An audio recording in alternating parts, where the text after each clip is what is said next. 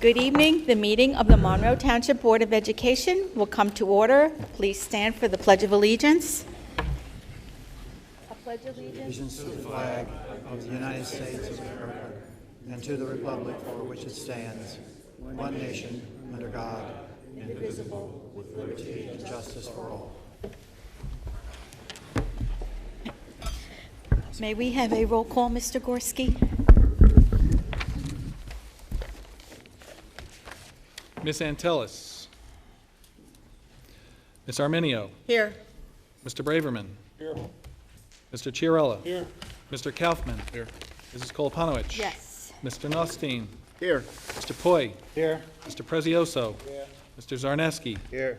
Madam Board President, you have a quorum present this evening. Thank you.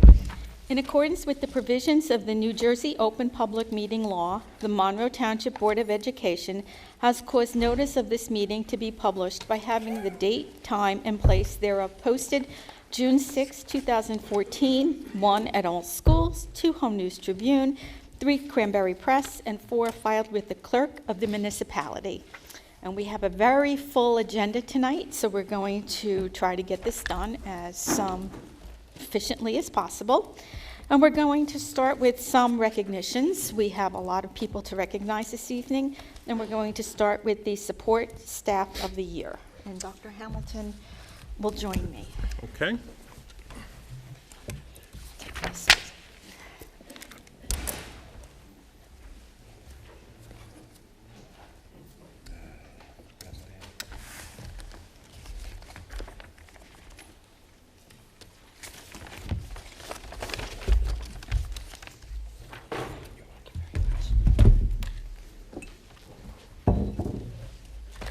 Good evening, everyone.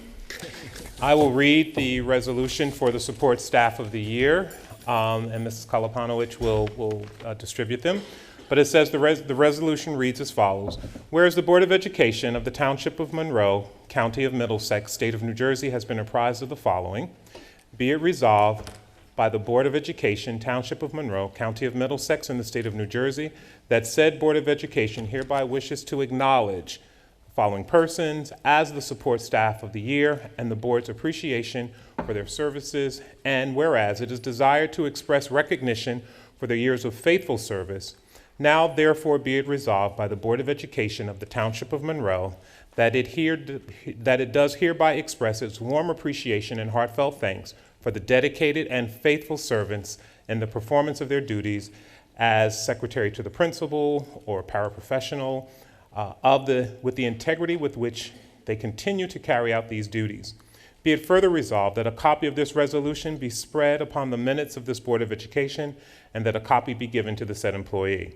Passed unanimously by the Township of Monroe Board of Education at its regular meeting of June 11th.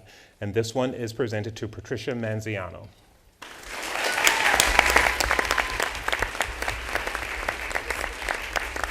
Brookside School.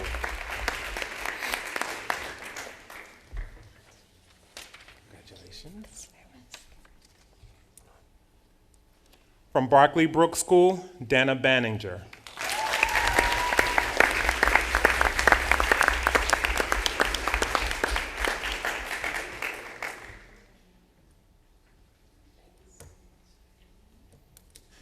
From Applegarth School, Mary Lucas.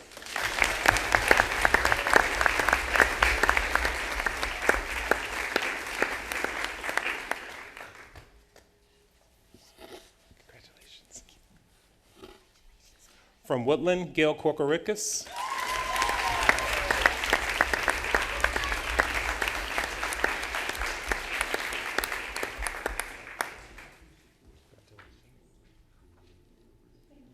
From Oak Tree School, Mary Lasciavago.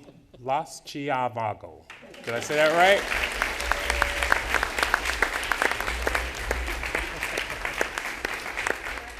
How bad was it? Losciavo. Congratulations. Thank you. From Mill Lake School, Charlotte Mavasio.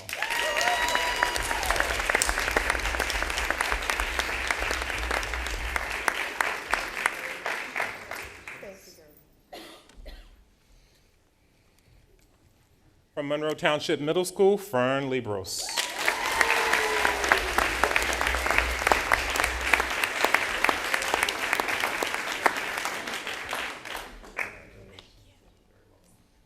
And from Monroe Township High School, Teresa Metroprola.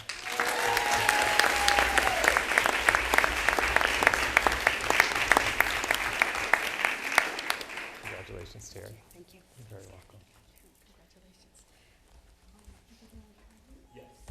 At this time, we're going to honor our retirees, and it's always a bittersweet day in our district because while we understand that people have to retire and go on with their lives, and we certainly appreciate that, we always lose some really great people, and we are sorry to see them go.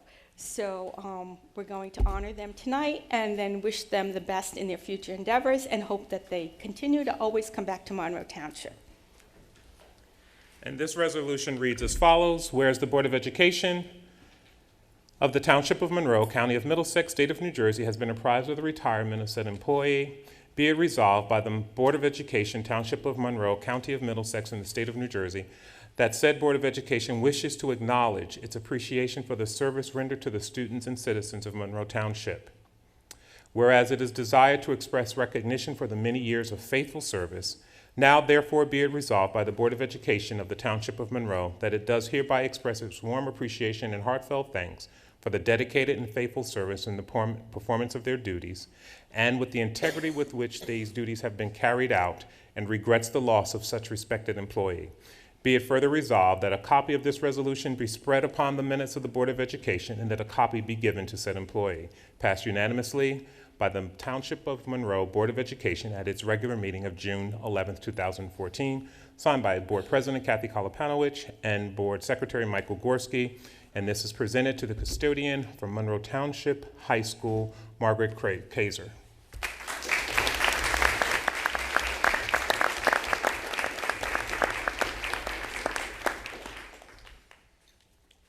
Bus driver, Monroe Township Department of Education, Transportation Department, Carol Barr.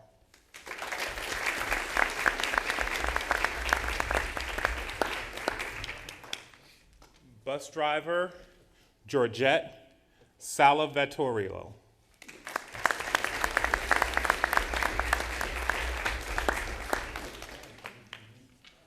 Spanish teacher, Monroe Township High School, Trudy Mamorke.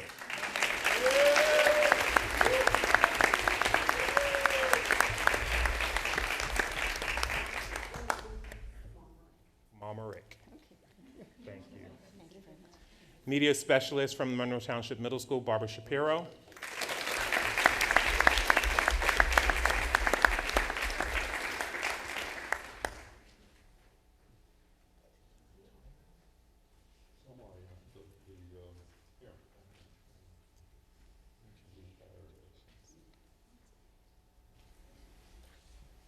District staff developer, Monroe Township Board of Education, Lou Stonecker.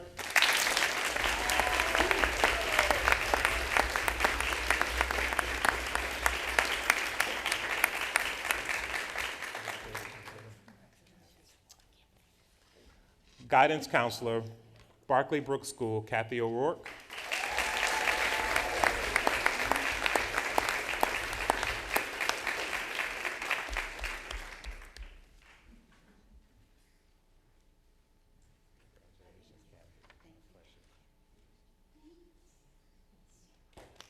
Teacher of Special Education, Mill Lake School, Barbara Hirsch.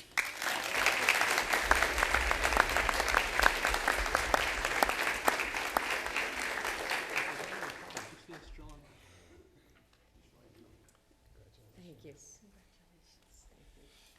Teacher of Language Arts at Monroe Township Middle School, Irene Curran.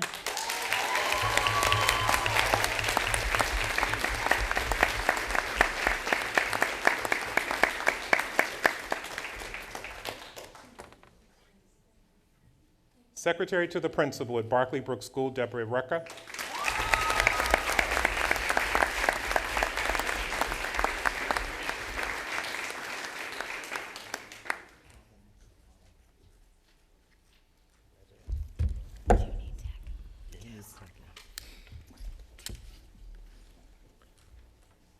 Teacher of Grade 6 Mathematics, Monroe Township Middle School, Laura Schroeder.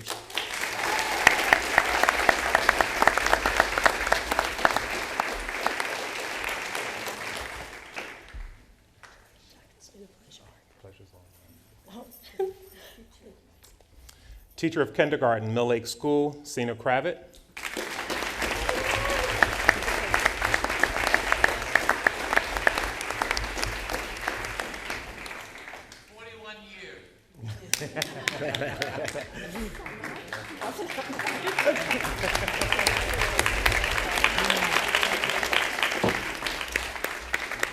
And last but not least, Supervisor of Art and Career Technology, Monroe Township Board of Education, Robert Millet.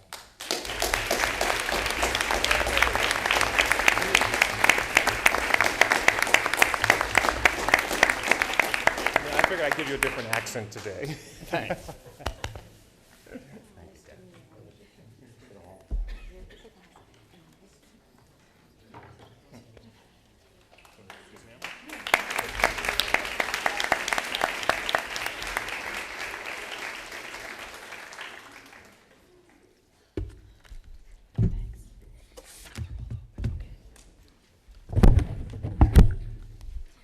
At this time, we'd like to recognize 3 of our soon-to-be senior students for being accepted into the State of New Jersey Governor's School, something that doesn't happen very often and that we're very proud of this evening. It is a very competitive process, and only the best of the best are accepted. This program brings together some of New Jersey's most talented and motivated high school students to participate in a unique and intensive 1-month residential summer program. And we're excited this evening that we have 3 students that will be participating in this program. I will read each of these certificates because they vary. In recognition of your academic excellence and acceptance to the New Jersey Governor's School 2014 in the Sciences at Drew University, the certificate is presented to Alan Zahn, a student at Monroe Township High School. Alan, is Alan here?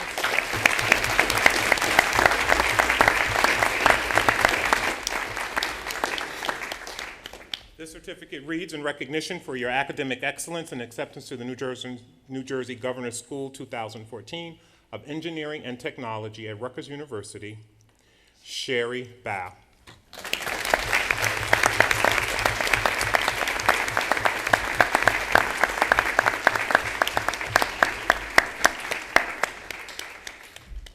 It's a long walk.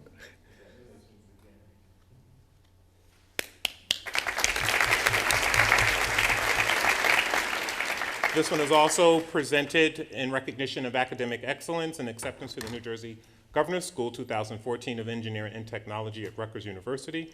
The certificate is presented to Aditya Kami. Did I do that right? Aditya.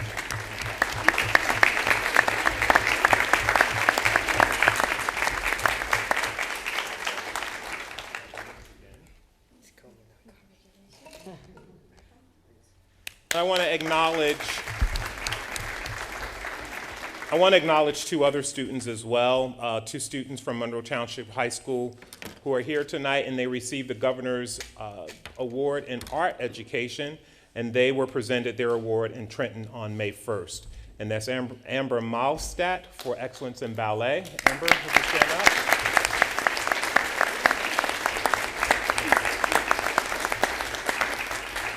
And for excellence in film, and we'll actually see a piece of Vincent's work later, Vincent Arizzo.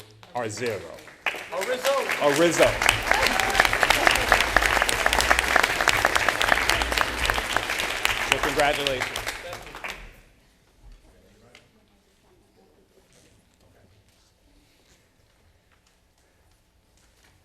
And we have one more special presentation tonight, and I'm going to ask Francesca from our board, student board member to come up here.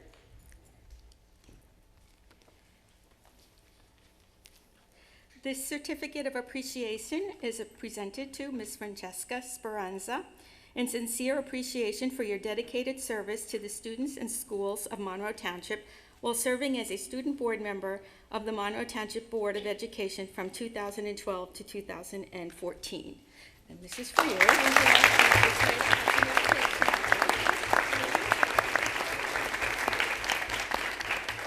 A couple of little things, minor things that Francesca has accomplished while being a high school student. She has been on the honor roll, the principals list. She was the vice president of fundraising for the National Honor Society. She's a member of the Spanish Honor Society, the International Thespian Society. She was a stage crew member of the Drama Club, a member of the New Jersey Science League, and the Poetry Club. I don't know how you had time to be a board member. You also volunteered at the Jamesburg Presbyterian Church and is a member of the Special Strides and Hudson Ability Bowling Leagues. When she starts her college education in September, she will be attending the University of Delaware, where she will major in chemical engineering. So, we'd like to thank you for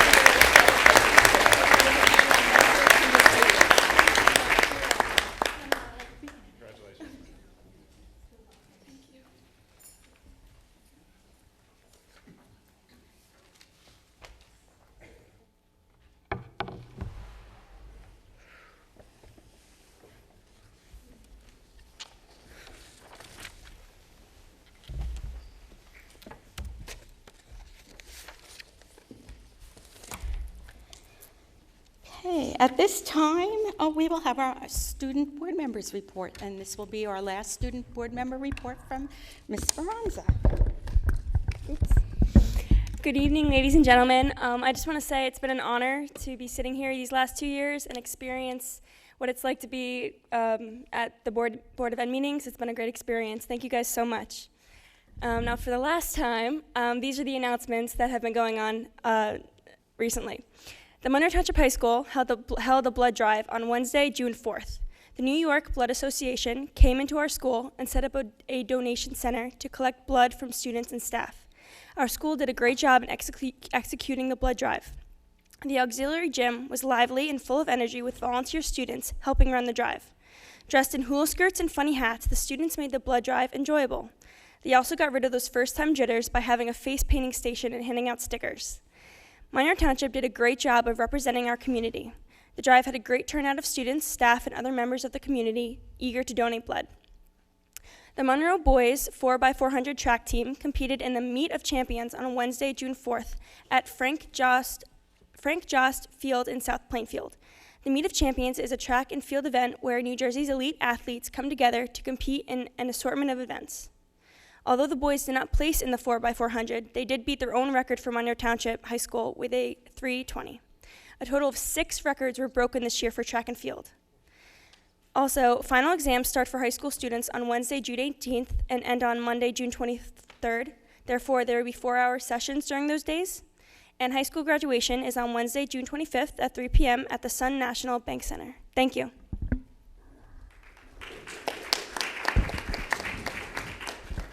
Each year, the state of New Jersey hosts New Jersey Fire Safety Poster Contest in an effort to promote fire prevention. The theme of this year's poster contest was Prevent Kitchen Fires. Submissions are divided into 7 grade-level categories, and one winner from each category is selected from the entries throughout the state.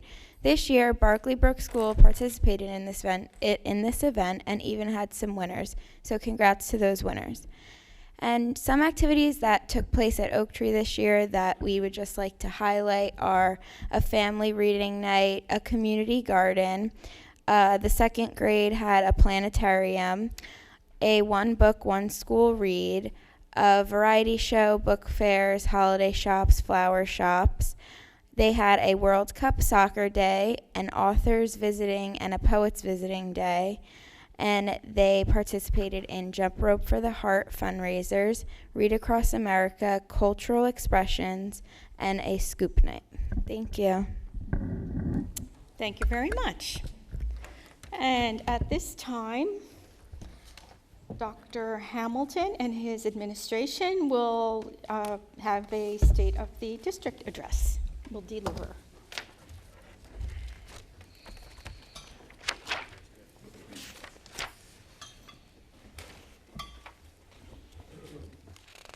Good evening, all.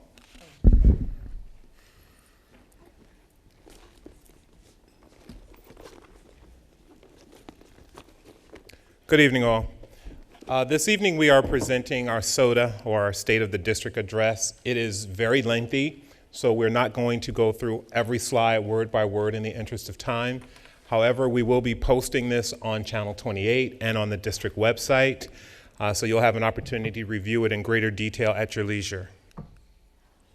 The first slide represents, of course, and acknowledges our Board of Education, without whom all of the great work that we've been able to do over the past year would not be possible. Central Office and District Administration, members of the Superintendent's Advisory Council are listed here as well. And then the Superintendent's Cabinet includes the members from the previous slide, in addition to our building principals. And our district supervisors and vice principals make up this superintendent's extended cabinet. So as the work is underway, these are the foot soldiers, if you will, for executing the district vision, goals, and the elements of the strategic plan. We've included a glossary of terms because there are several acronyms that we will be referring to, and we've put these terms here to make your reading a little easier. AP is advanced placement, and you can see that they are listed there. Most of these you will be very familiar with, but there are a couple of new ones that I'll just draw your attention to. Innovate in J, which is a new initiative in New Jersey. Monroe was today actually inducted, so to speak, as one of 10 districts across the state who have been recognized for innovative practices. Dr. Gorman will talk a little more about that. He was representing the district there while I was representing the district at the county office related to our Jamesburg tuition matters. Some other new or unfamiliar acronyms may be PARC, for instance. You've heard it, but what it represents is the Partnership for Assessment for Readiness for College and Careers. SAMR, which is a new acronym: Substitution, Augmentation, Modification, and Redefinition. Student growth, SGO, student growth objectives. You'll hear a lot of that as time goes on, as it is now a part of how our teachers are being assessed and how our building principals and schools are being evaluated based on student growth objectives. Our vision statement, which is the catalyst by which all of our work is done. Where there is no vision, the people will perish. The Monroe Township Board of Education commits itself to all children by preparing them to reach their full potential and to function in a global society through a preeminent education. And that, coupled with the district mission statement, the Monroe Public Schools, in collaboration with the members of the community, shall ensure that all children, and all is emphasized, receive an exemplary education by well-trained, committed staff in a safe and orderly environment. So, what the State of the District, or the SOTA, will address tonight for you is what is excellent. We'll look at student demographics, our curriculum, our C&I report, some student achievement data. We'll look at some comparative data from 2009 to our current school year, our New Jersey performance report. Our business office will highlight functions of that office: facilities, food services, transportation, fiscal review, health insurance, shared services. Most of the fiscal review you saw in the budget presentation, so we'll just skim that. We'll have our elementary school report, which will include a highlight reflection of some of the elementary reports from earlier in the year, and Oak Tree will make a presentation tonight. Our middle school report, high school report, a special ed report. We'll talk about our plans for success moving forward and what lies ahead, a look at our strategic plan, our progress report. So what does excellent look like? Well, we've been recognized as, by Time and World News report, their educational report, in terms of ranking our school and the criteria that goes into being a part of that esteemed group. Innovate in J, which I just spoke to you about.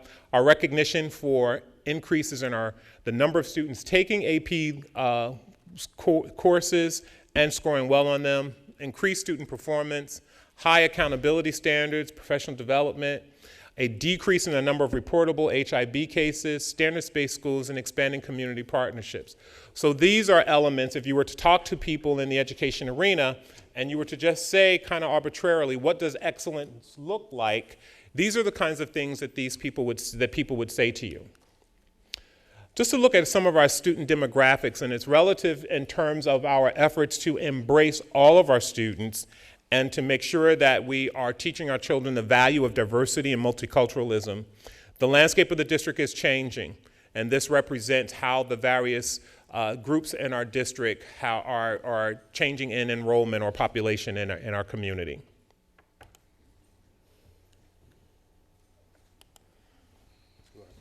Yes, sir. Okay, good evening.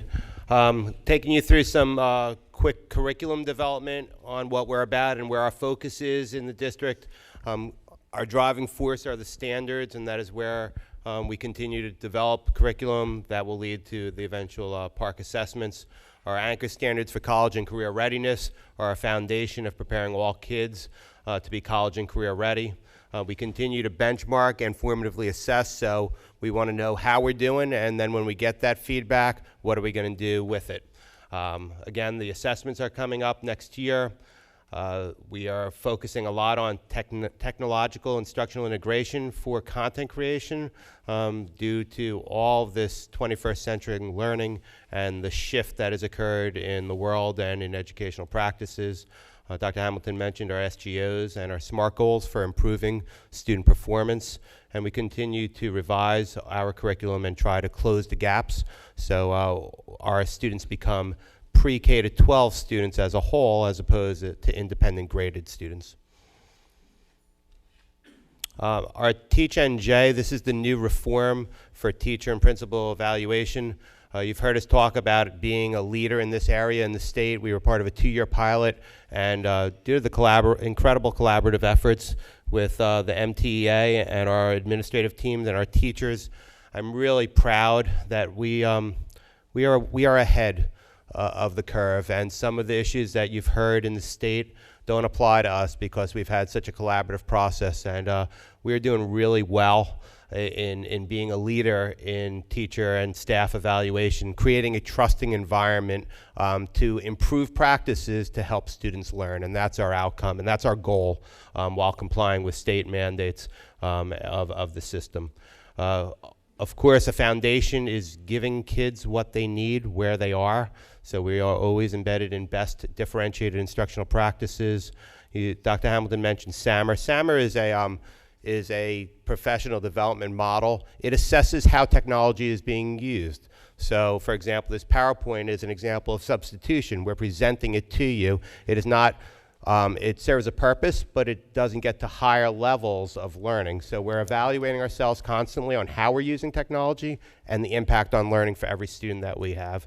And of course, our AVID program is really flourishing at both the middle and the high school. Continuous professional development is one of the direct links, we believe, in success in our district, and you can take a look at all of the different modalities of professional development that we provide for our teachers. We internally turnkey, so instead of going out to a workshop, teachers are embedded and turnkeying the information, so it doesn't just stop there. We have resources throughout. And again, very comprehensive. This is our 3rd year of our administrative coaching for results training. That has been a very good benefit to our administrative team on helping teachers getting to higher levels of instructional practices. Our SKIP teams, that's a new acronym in the state. Those are school-based teams of professionals that are geared towards the individual needs of professional development and the evaluation system, and they have a common vocabulary through a lot of our training, and then we used other protocols to help us continue to develop for our adults. I want to show you some, just a snapshot of some data throughout our district. You can see that our district mean continues to be above our DFGs or neighboring districts or like districts according to the old DFG ratings, and our state mean. So we want to report out in literacy, English language arts, that we continue in each grade to be above both the mean of the state and the DFG comparison. In mathematics as well. And this is stuff to be proud of as far as I'm concerned, because we are doing a really good job with our kids in a very tough time in education. And science. as well. Total students in the high school, our high school proficiency assessment. This will be eventually replaced with the park assessments as well at the high school level, so that's in change. And there's a lot of talk, I believe, in the SAT types of questions as well at the university level. And so some of our language arts programs that support student growth are our balanced literacy approach, using the standards and the instructional shifts in literacy, our benchmarks. That way we measure growth regularly. Study Island is just one technology tool that we use, that we give parents and kids the ability to use technology components to enhance and support their learning. We have a summer reading program, family literacy nights, and school nights at the library in a partnership. And we continue in the area of literacy to really focus in on comprehension. Today we watched a video. It's called The Future of Learning, if you want to Google it. It was a very powerful video at our Innovate New Jersey conference, and they talked about how powerful that the most important skills kids need today are reading comprehension, and that's where our focus is. This chart I mentioned earlier shows our progress from 2009 to 2013. And what it shows you specifically is comparing the number of students. The red bar represents where the students were in 2009, and the blue bar represents our current status. And as you can see, we've decreased the number of students who were partially proficient, and we have steadily increased those youngsters who are achieving at advanced level proficiency on NJASC 4 in mathematics. This represents our 8th grade data, again showing a constant increase across the continuum, decreasing the number. The goal, of course, is to decrease the number of students that are identified as being partially proficient, moving those youngsters from partially proficient to proficient, and then across the continuum to advanced proficiency. And this represents 8th grade mathematics scores. This is a HESPA, the 11th grade score, again showing a decrease in partially proficient and an increase in the advanced proficiency rating. 4th grade language arts literacy, again the same patterns are prevalent. We are increasing the number of students who are in our advanced level proficiency. Regardless to where children are across the continuum, the district initiatives that are in place are designed to move kids from one end of the continuum to the other. Language arts scores at grade 8.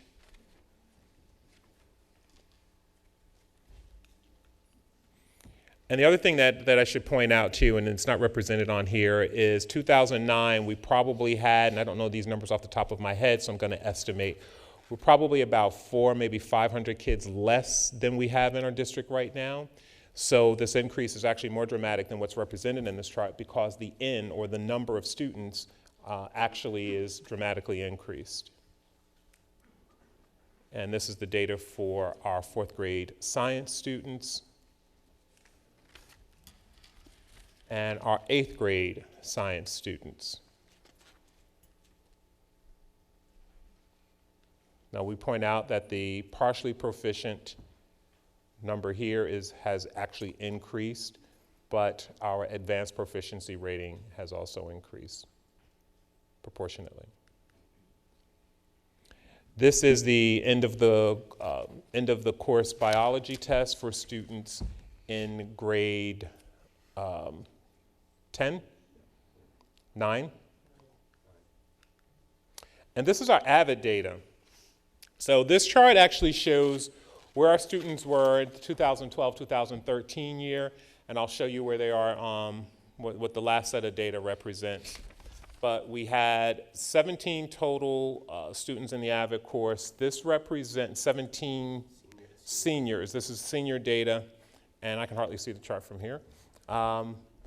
But what's most impressive is the overall grade point average for those youngsters was 2.9 in 2012-2013, and the number of students who went on to, excuse me, four-year colleges are also represented on this chart. But if you look at this one,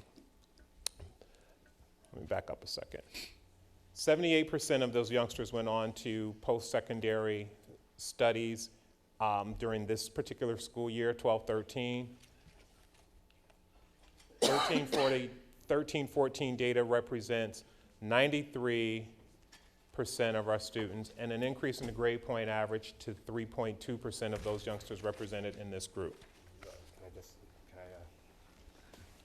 Go back and forth. Also take note to the 2012, the SAT data on the kids that are taking SATs in the corner there, and then go to the 13-14 data. That is not only SATs, but now that smaller pie is a combination of SATs and ACTs. So that's another very significant jump that we've seen quantifiably in our program. I think I take over from here for a couple more. All right, good. All right, so as we continue to prepare for the standards and the assessments that come, look in September that we will launch a park readiness website. This is a preview. We are working to provide resources to our teachers, our students, our parents, common language, technology links, examples of questions. So we want to make sure that we help alleviate the anxiety of these new types of tests. It is a significant shift in the standardized testing process that the whole United States are going through, except states that have opted out with some exceptions. But we are busily at work in the curriculum office to provide these resources for our community to prepare so we stay proactive. And you'll see there is a piece on assessments, the use of technologies, and helpful links for you. So we hopefully will launch that at the end of the summer or the beginning in September to help you, help us prepare our students for these assessments. As I move through the science and social studies programs that are impacting growth in our district, we are implementing and embedding technology at all levels in the district, including at the middle school, where we've started to embed gizmos. They are simulations. They're science simulations that the kids are very involved with. One of my kids in another town, in my hometown, just as an aside, was asking my son something, and she said, "How'd you learn that?" And he said, "Through a gizmo." Obviously, like it was a no-brainer. I was glad that I was able to know exactly what he was talking about. We have a lot of science fairs. We're starting to compete within the nation, within the state, and be competitive all over the state in science. New AP courses coming out to continue our push towards excellence for all of our students. Our gardens are flourishing. You hear at almost every board meeting another story about our gardens throughout the district. So that is an environmental plus for our district that's unique to Monroe. And there's some examples of some of our digital data, soil and pH is.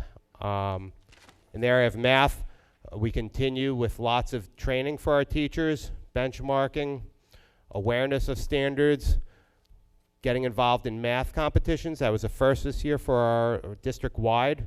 Other competitions at the high school, SAT prep courses, increased enrollments in AP courses. And just, again, more competitions and how we're doing, and it's very impressive as far from our lens.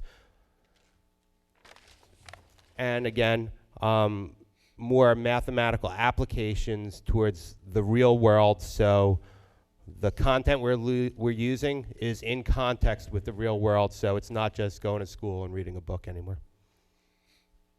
And again, trying to be as proactive as we can for our parents on the availability of programs for our students, and the AP Stat Carnival at the high school is very impressive as well.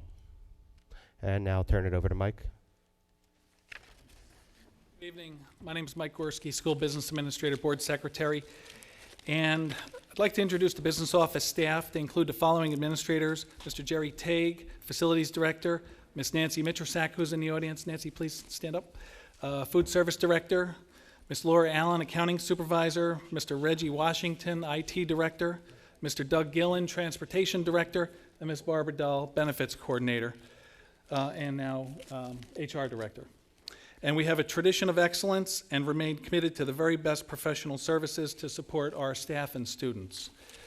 That's evidenced by our business. I wanted to clap for the staff first. Oh, okay.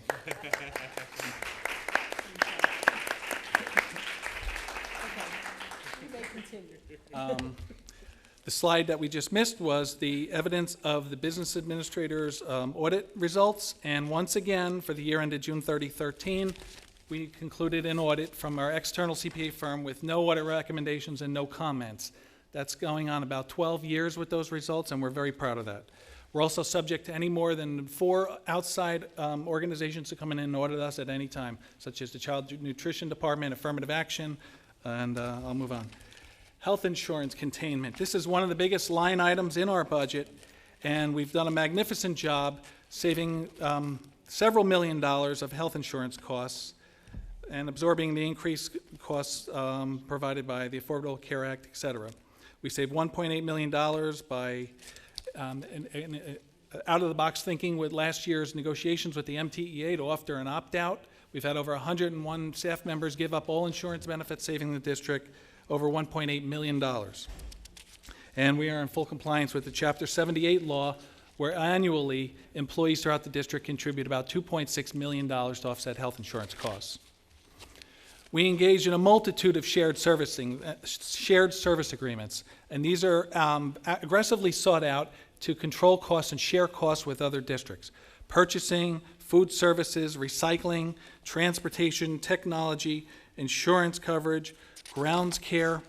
We do a fantastic job looking to save money every possible opportunity we can.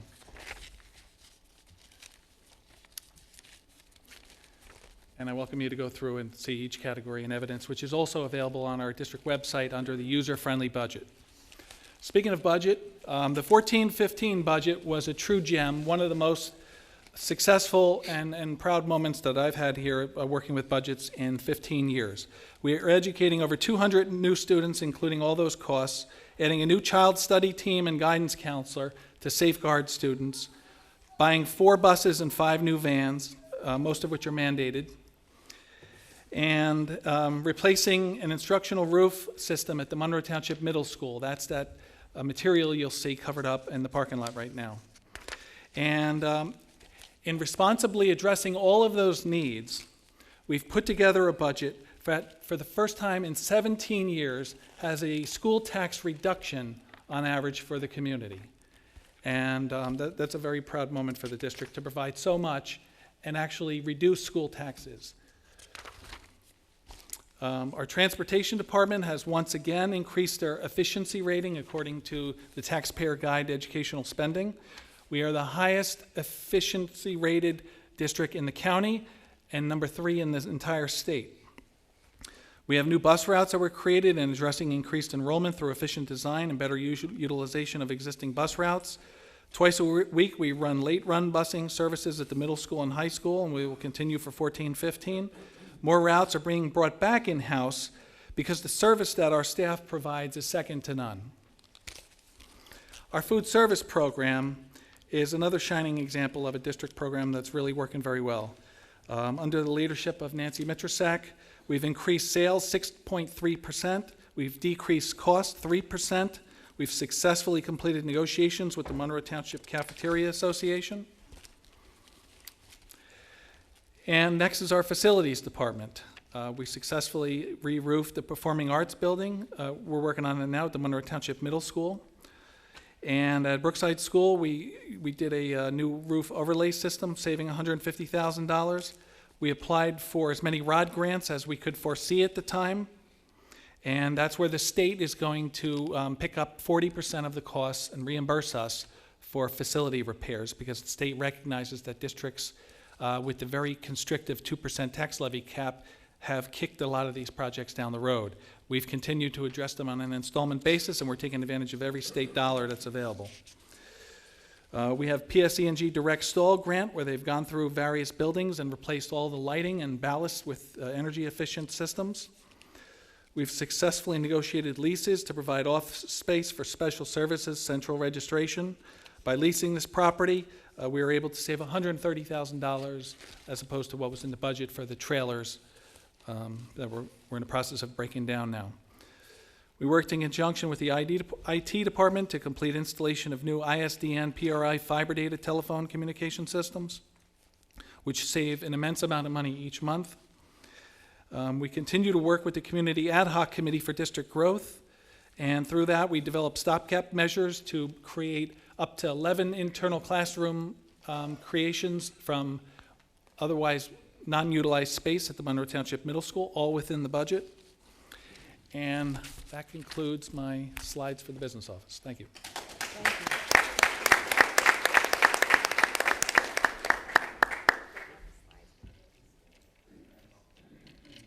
This is just a recap on some of the presentations earlier this year. Woodland School did the Woodland School News Station. That was our October presentation, Students Reported News, developed by students, for students, about the Woodland community. In November, Mill Lake did Where Learning is Real, Fun, and Meaningful, and a look at their professional learning communities. Brookside in January had a presentation of the various activities that happened at Brookside to make their schools, their students global citizens. And then in February, Barclay Brook went through our students' voices. Through a PTA-sponsored assembly, students created a school song and they presented their lyrics to the board and the public. Applegarth presented in May, and it was historical figures, actually very well done, and where these historical figures came to life, 31 fifth grade students presented information that they had researched about their famous persons' backgrounds, traits, and contributions to society. And tonight we have Oak Tree.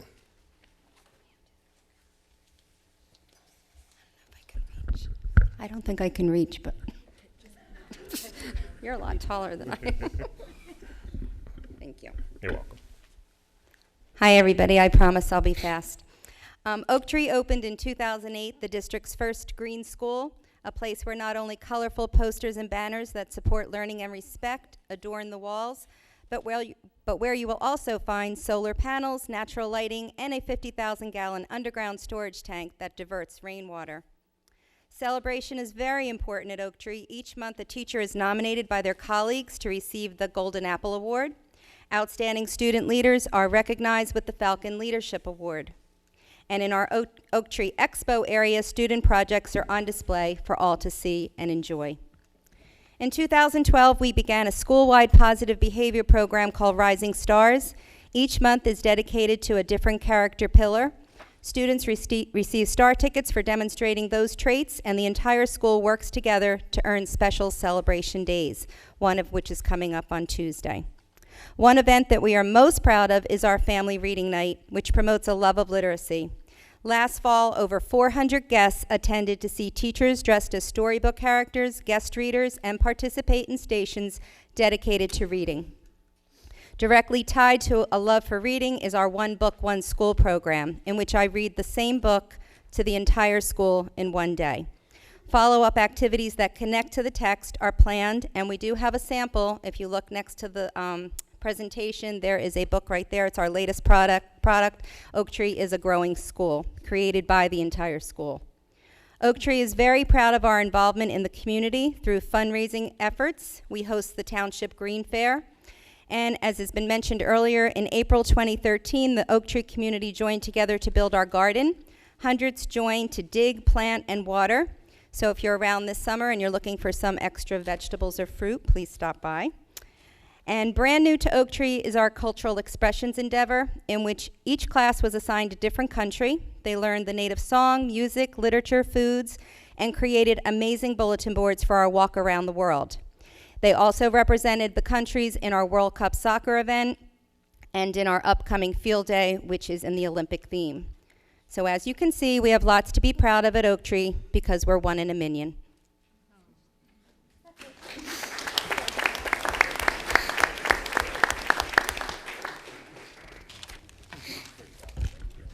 I guess this is it.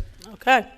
All right, good evening. So we just wanted to mention a few things that make us special. And as you know from Dr. Gorman's presentation, there was a lot of, and I'm having a hard time because it's way too tall for me, but there was a lot of data that was presented to you. We also feel that what makes children special in the middle is the combination which creates a balance for the whole child. One of our philosophies in the middle school is to create a good citizen who makes good choices. And as you can see, we have academic accolades, performance prestige, and community collaboration.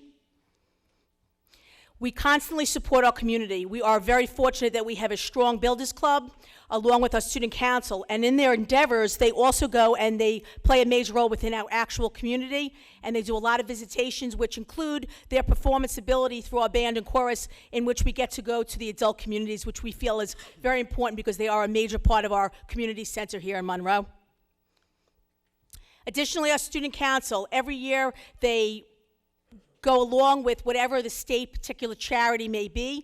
This year they raised $6,000 for the charity, which is called Be a Hero, provides educational programs and awareness among young, middle, and high school students. And as you can see, there are various different activities that they do to support that. We finished first in the state among New Jersey middle schools for donating the largest amount of money. And it should also be noted that last year we finished first, once again, in the state for middle schools, and the year prior we finished first in the state for middle and high schools. And I think the reason why that's important, it's really not just about the activities or about the money that's raised, but it's about purpose. And these children are given the purpose of realizing what it means to be good citizens, give back to community, and what it means to give to those that have less than the fortunate people that a lot of us are. Additionally, we are in our second year of our National Junior Honor Society, which is very exciting for us. We are a precursor and a feeder program to the high school's National Honor Society, and they also are all about community service. Within the community service, we were able to provide various different activities. They decorate the school for fall holiday seasons. They created and sold over 700 snowman cups, which were very adorable because the point of it was all the money that was raised went to benefit the Middlesex County Foster and Adoption Family Services. We had a little luncheon with the children. Dr. Hamilton was present, and we were very excited in the amount of money we raised. Additionally, we sponsored fundraising activities that lasted throughout the second half, I would say, of the school year, during which time we partnered with our total community, and it was a healthy competition. I'd like to say we came in at first, to raise the most amount of money for the parents of autistic children. And we also understand the importance of this program because in our own home at the middle school, we have programs that we are embracing to make better and better so that we keep our children in districts for children that happen to have autism. Medium Steps Fundraiser is another fundraiser where all of the teachers volunteer with staff members to sell items and to play volleyball. I was out of it very quickly because I'm terrible, and at that time everybody continued in a round robin, and we also raised approximately $3,000, and that money will be going in a scholarship fund that we'd like to name in the name of Mikey Nichols. And lastly, as you can see, we are nothing without our PTO. We are so fortunate that our PTO is a major, major contributor, not just financially, but emotionally and socially. All of our PTO meetings are held during the day. We have children representatives, and we have a pretty good turnout for our middle school, so we're very proud of that.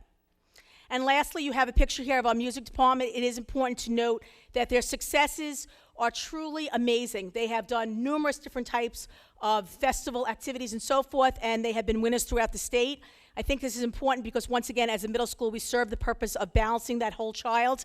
And we are a feeder program to our high school, and we have an exceptional high school program, and we do believe it begins in the middle. Thank you so much.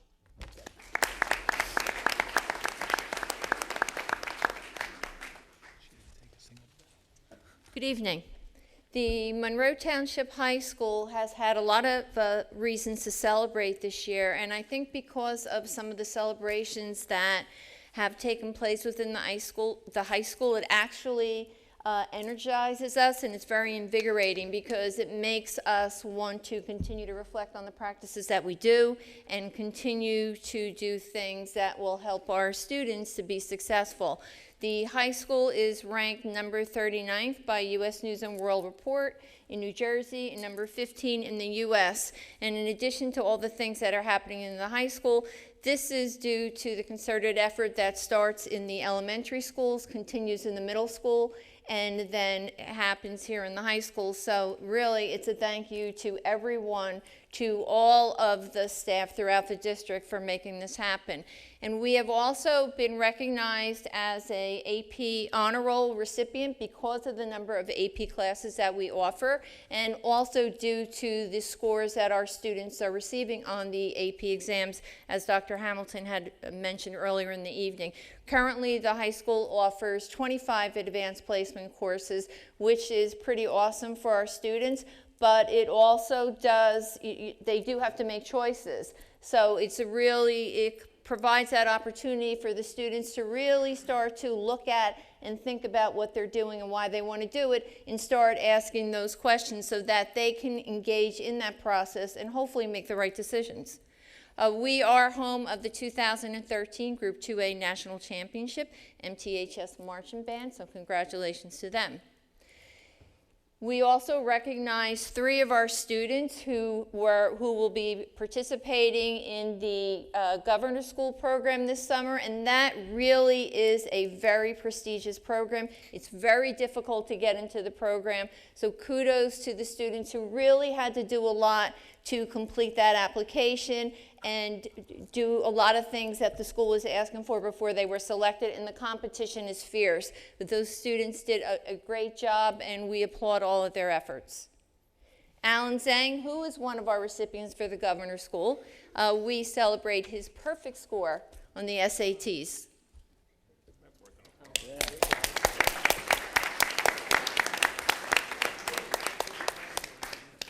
Class of 2014 college acceptances. The College and Career Counseling Center has been very busy throughout the school year. We've done a variety of, we've offered a variety of programs to our students and to our parents, and the counselors have been working with the students as they ventured through the college search and application process. This is a list of college acceptances, and a lot of we have close to 90% of our students going on to 2- and 4-year schools, which they will be starting in August and September of this year. So congratulations to our students for all their hard work.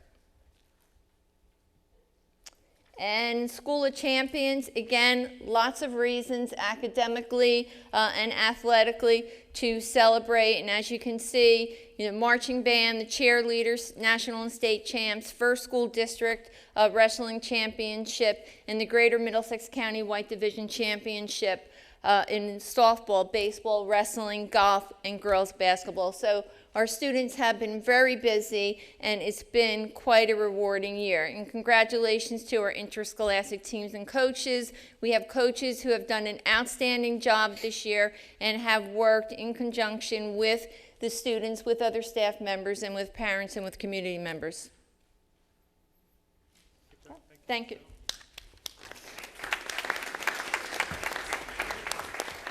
Good evening. Just a few slides now on our special ed department, looking at the continuum of programs with the integrated preschool. We have a full-day preschool, and we have many classes that are self-contained, resource, and in-class support. To take a look at the supports for our students, we have related services, counseling, a child study team within each building within the district, structured social skills experience, and parent training.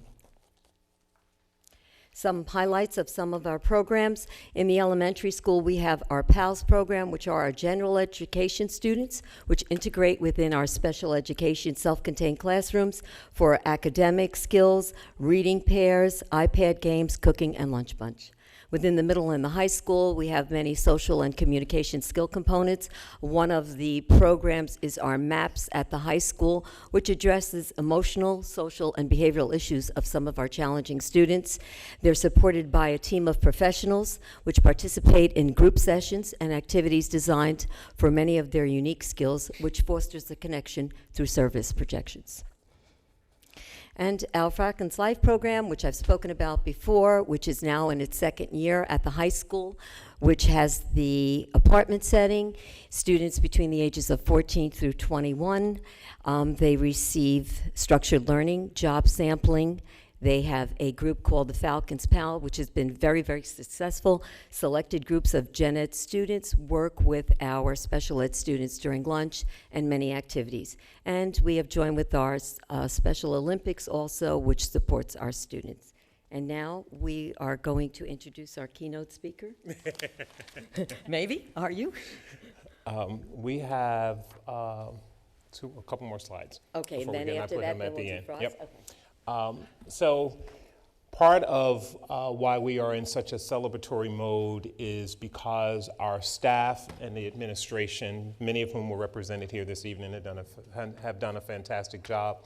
But they have really embraced the notion that Monroe is a district that is full of resources and that the more we raise the bar for our students, the more eager they are to reach that bar. And that's one of the great things about being in a place like Monroe, because the administration and the principals, vice principals, supervisors, the teachers, and ultimately the students really believe that in the quality, the depth, and the breadth of the work that we are doing is generating the results. And I can't be happier by the commitment of the folks who are really on the front lines making this all happen. As we look to the future, some of the things that we will continue to do and or expand upon will include our OEE process, orchestrating effective effort, where we make connections between our board goals, our strategic plans, and the various initiatives that are underway in the district. We will continue to look at assessment and evaluation of our programs, and sometimes results take time. When we begin to implement a program or a project or an initiative, we won't always have that data up front, but over time we create that data that helps us determine whether or not it's an effective use of our time and resources. We will continue to plan for the future because we have some significant challenges before us regarding construction in our community. Community outreach, so that we are in fact representing all the voices of our community, those who live in retired communities, those who are new to our community and bring in various cultural experiences that we need to embrace and make a part of our curriculum and our school calendar. Looking at student artifacts, which give us real data about how well our children are doing, and moving on to managing for results, which I have to tell you, the district has completely embraced this process of looking at student achievement data to make intelligent predictions about how to benchmark student progress and make informed, educated decisions about the strategies that students need in order to reach the target. And our philosophy has been what gets monitored gets done, and we now see the proof is in the pudding. So what lies ahead? We continue to look at our strategic plan, which was designed to be a multi-year plan, specifically at curriculum instruction, community engagement, and business partnerships, where we look to collaborate with our staff and develop ways to capture the skills and talents of our community and engage our local business people. We are also looking at facilities and finance. How do we use our resources that are dwindling from a fiscal standpoint to continue to improve our facilities and make expansions for our growing student population? How do we continue to incorporate our technology initiative and expand our arts programs and to improve communication throughout the district across vertically and horizontally in our district? Communication is a two-way street. And this culminates into what I believe we really represent, and that is our efforts to dare to dream, looking at creating opportunities for our students to be true student leaders. And I'm going to ask Marietta to introduce our student speaker, and then we're going to culminate our State of the District address with a video. Now, we've tried several approaches with our SOTA. We tried Saturday mornings, we tried in the evenings, we've tried before board meetings. This year we're trying during board meetings. We want to get the biggest bang for our buck, but we want to make sure that our community knows where your tax dollars are going and what the results of the various initiatives and the budgetary commitments are resulting in. And you're going to see tonight what we really represent. Okay, thank you. Okay, tonight it's my pleasure to introduce Afraz Siddiqui, who's going to read what he read at the Dare to Dream. Okay, Afraz, ready? Good evening.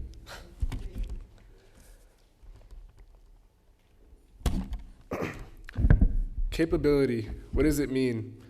It means that you are efficiently able to accomplish whatever it is that you have to do. It doesn't mean that you need money, power, or even luck to do so. It means that you have the willpower. It means that you, being the amazing human beings you all are, have the courage and confidence to believe in yourself. My name is Afraz Siddiqui, and I'm a dreamer. I was born with not one, but two physical specialties. Not disabilities or shortcomings, but specialties. The first one being called nystagmus, which makes my eyes slightly shake when I try to focus on something. The second specialty is called optic nerve atrophy. This is a fancy way of saying I see differently. I don't see things blurry or small or shadows, but I'm unable to make out details. For example, when I hold up a book in front of me, I can see that there's lines and words on the page. I can even make out how many words there are on the particular page, but I can't see what the specific word is. Although in society these are classified as disabilities, they're not disabilities. They're specialties, like I said before. Sure, I'm not able to read a book like a normal person, but what is normal? We as a people in the world define that. Besides, who wants normal? Normal's boring anyway. Keep in mind that you can't spell disability without ability. Because of my specialties, from a very early age, I suffered in the classroom. Nobody could help me as much as they wanted to because I wouldn't let them. When someone wanted to read me something that a teacher had written on the board, or someone wanted to write something down for me, I'd tell them not to. It wasn't until I realized that by shutting everyone out, I was only hurting myself, that I began to excel in school. Once I began to accept the help, I began to excel. Accommodations I received made me equal to everyone else. As a result, I did extremely well in my academic performance and exceeded all expectations. Throughout my years in school, I started working with the State Commission for the Visually Impaired. I was given several pieces of technology that helped me with my academics. As school progressed, I started to do something I myself didn't expect. I started to use less and less accommodations. For example, in elementary school, I had a small handheld magnifying glass, a CCTV, which enlarged things for me to read. Now the only thing that I use is a VisioBook, which is what you see up here. I always loved having the CCTV in that VisioBook because not only did it help me in my academics, but it allowed me to be the center of attention all the time in the classroom. All the oohs and ahs around my various accommodations would make me feel important. And let's face it, how many people do you know that don't like feeling important or special? Fortunately for me, my hard work throughout school has paid off, and I will be attending the University of New Haven this fall and majoring in business administration and quantitative finance.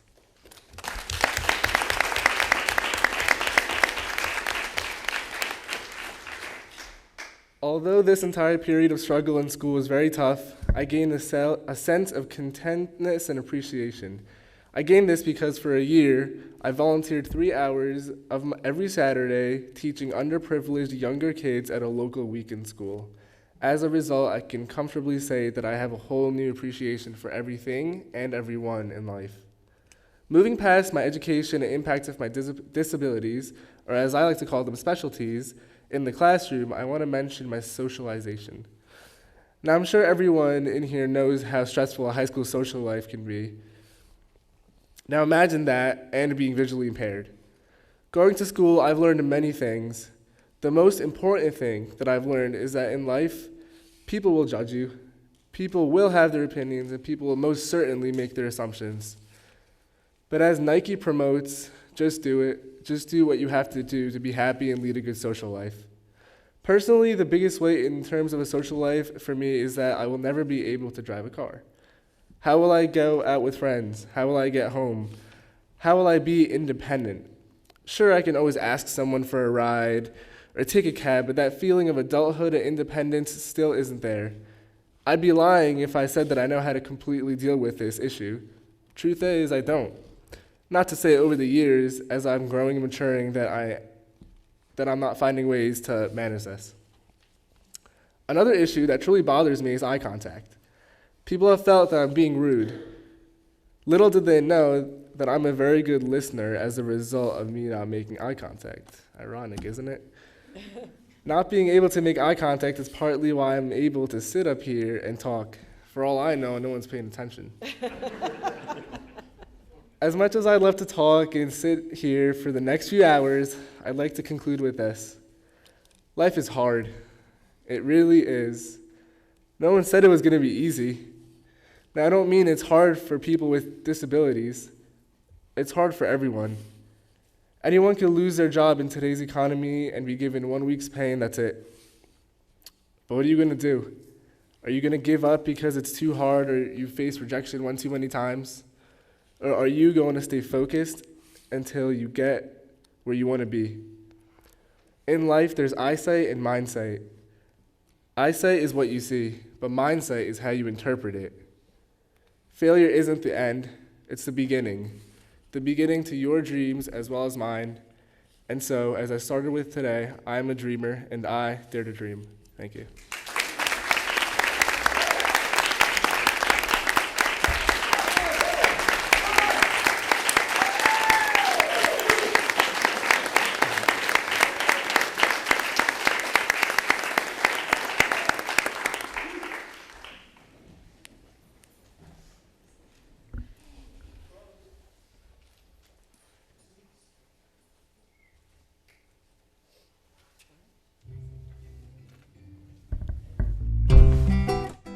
My classification is reading comprehension and orthopedically impaired. I'm classified as multiply disabled. My classification is autism. Mathematical computation. My classification is mild cognitive impairment. I have ADHD and I have a learning disability. I have a specific learning disability within reading comprehension. ADHD, OCD, Tourette syndrome, Asperger's syndrome, ODD. Autism is basically a disability that prevents you from being social. Attention deficit hyperactive disorder, that's ADHD. And what that means to me is that I have trouble sitting down and focusing, and I'm too hyper, I can't sit down. It means that I'm unique from other people. I work hard to overcome the disabilities. Tourette syndrome, I tic a lot, and usually my biggest tic is just shaking my head. So it's one of the reasons I grew out my hair. Other than the fact that I look pretty cool with it. I can't do word problems, and the numbers just mess me up. I just can't. No. It would take someone 20 minutes to do an assignment. It would take me 40 minutes. Oppositional defiance disorder. When people tell me to do something, I tend to want to do what they don't want me to do, just because I'm me. It's hard for me to comprehend. For me, reading problems. I learn at a slower pace and it takes me a little more time to do things, but I still get the job done. I am an honest, kind, and gentle person that is trying to, help people. The real me is like, I'm very sociable, I'm kind, I'm polite, I'm honest, I'm willing to help others. I'm like trying to get out there and help them. What I am truly is that I'm an excellent filmmaker, and I'm just a good person to be around. The real me is just a music-loving kid who just likes to do anything with music. I love teaching kids, so I volunteer at my district's middle school. The real me is I'm a very humorous friend. I'm very understanding. It's easy for me to make friends. I'm very cooperative. I'm friendly. The real me that people may not see in school is that I'm a very caring and trustworthy person, that I care about the community. The real me is a blue-eyed, blonde, 18-year-old girl who just loves everyone, loves to be outgoing and friendly. The real me is I volunteer at the fire department. I volunteer at the first aid. I work at a senior living, but I am a great person and I am very trustworthy, honest, and I'm a great person to be around. I got involved with the Pediatric Hydrocephalus Foundation and their walkathons, and there was also a support group, a teen support group that I got involved with, where I meet up with other teens with hydrocephalus, and we would talk about our experiences living with hydrocephalus. The hardest thing I've done is finding the right people that understand my disability. Being prejudged. Like, a lot of people, when they hear about my classification before they know me, they always think like I'm like some really different, weird kid. The hardest thing is the tests.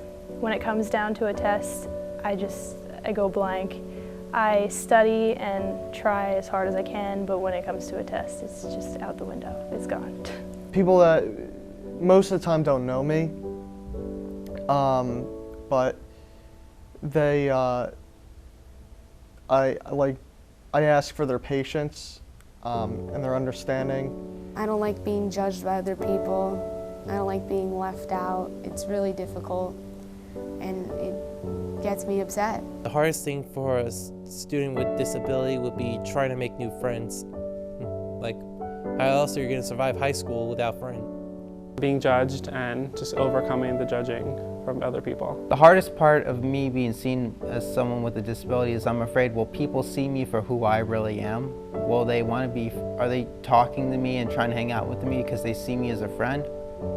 Or is it because they simply are doing that because they're being polite and they really don't? They're just trying not to hurt my feelings. Just because I'm hyperactive and I can't sit down and focus doesn't mean I have to be judged for something that's people put down on me. It's hard to be, for me, for having a disability, is being in a small classroom, and people pass the classroom and see a small classroom. I wish I can be in a big classroom, but I realize that we're all the same, but we just learn differently.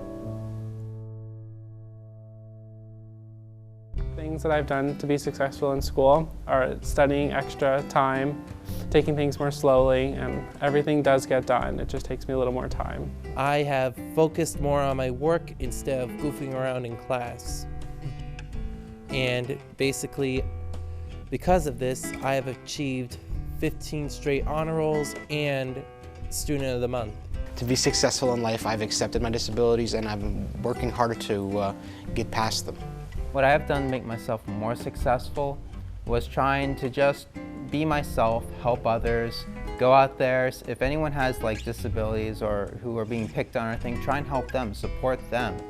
Make them realize that they're not the only one. There's someone else out there to help them with. To be successful in school, I've stayed after school with my teachers, I've asked for study guides, and I've studied every way possible. Every year I would meet with my teachers before school started, and I would explain my situation. Ways I found to be successful is making a lot of friends, because even though I excel in certain things, then again, people don't excel in the ways that I do. So we pretty much focus on our strengths and weaknesses, and together as a team, you know, we can do stuff together. To be more successful, I go to my case manager, Miss Apteker, or my job coach. I've gotten help from teachers and friends, and that way I turned out to be a successful student anyway. How I became successful in school was basically just getting in the mindset to get my work done before anything else, and that was really hard for me for like freshman, sophomore, and junior year. So I just got in the mindset. So I always wanted to goof around, and if you just get your work done first and then you goof around, you get none of that stress afterwards from having like late work. I would give advice to students with disabilities to dare to dream, to do whatever they want, to be successful in whatever they can, such as art, music, anything. The advice I would give to other students with disabilities is to just never give up on your dreams.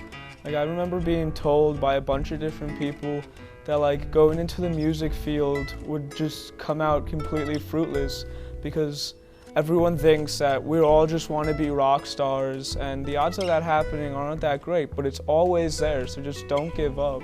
My advice, personally, to people with disabilities and people without disabilities is just be yourself. We're all the same, but always treat people how you want to be treated, because everybody learns differently and everybody has their disability and their kind. Everybody has a weakness and a pro for them.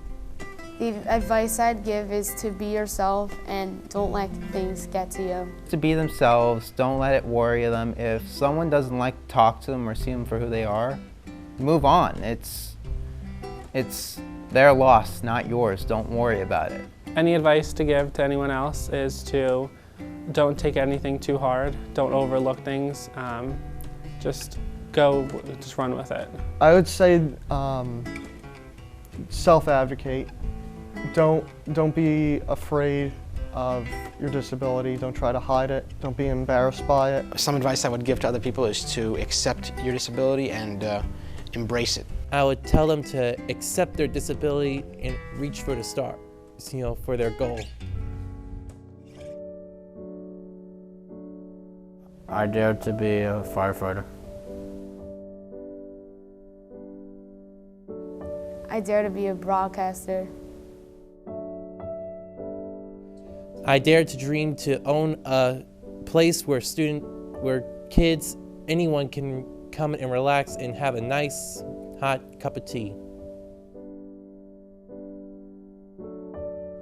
I dared one day to become a art assistant in a high school one day. I dare to dance.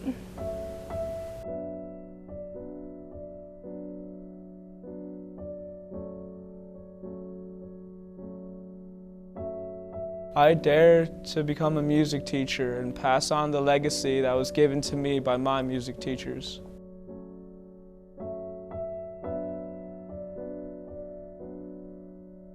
I dare to go to Capitol Hill and to promote hydrocephalus awareness. I dare to design. I dare to succeed and work hard in college in the next year. I dare to be myself, and I dare to film.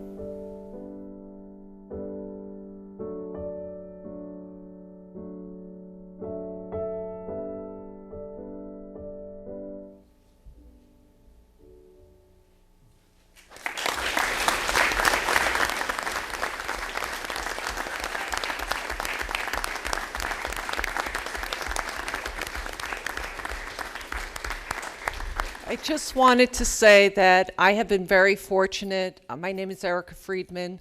I am the district transition coordinator, and I've been very fortunate each year that the Board of Education and administration approves and allows us to go every year to participate in the Dare to Dream student leadership conferences. And 7 of the students that were featured in the film, they're all seniors, are here tonight. And I'd really like you to stand.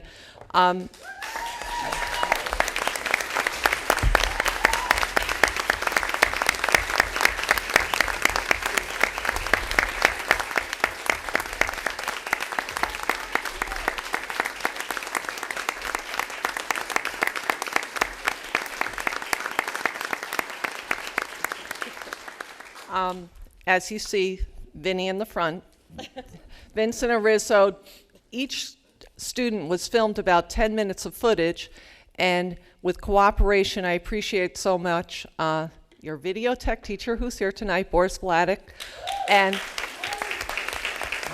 allowed us to film in the studio. And Vinny then took, each student was filmed separately. My colleague Sharon Apteker and Christina Basile and myself helped, get the questions and prompt the students, but Vinny then took those 10 minutes of footage for each student and did a fabulous job editing it. And this has been shown at the State Department of Education already, and they want to bring it to Washington because they feel it speaks volumes, and that everybody should see this film, and we're very proud of it.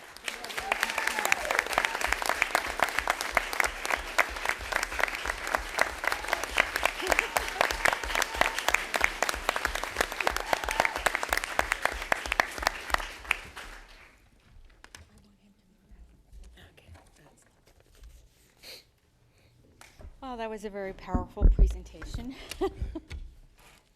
And this whole presentation tonight just shows, too, that it does take a village to educate all of our children. And it starts at the top with the people at this table. And every person whose name was on that presentation, that I don't want to miss anybody's name, so I'm not going to go through them all. But we have had a very successful year this year. And I'm so proud of what we've accomplished in our students, and I think they deserve another hand.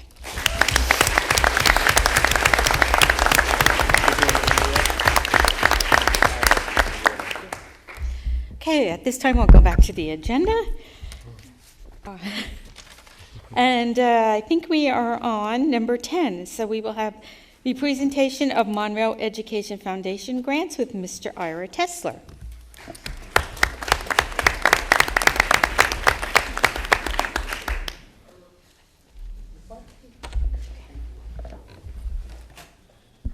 Well, I'm a little verklempt after that.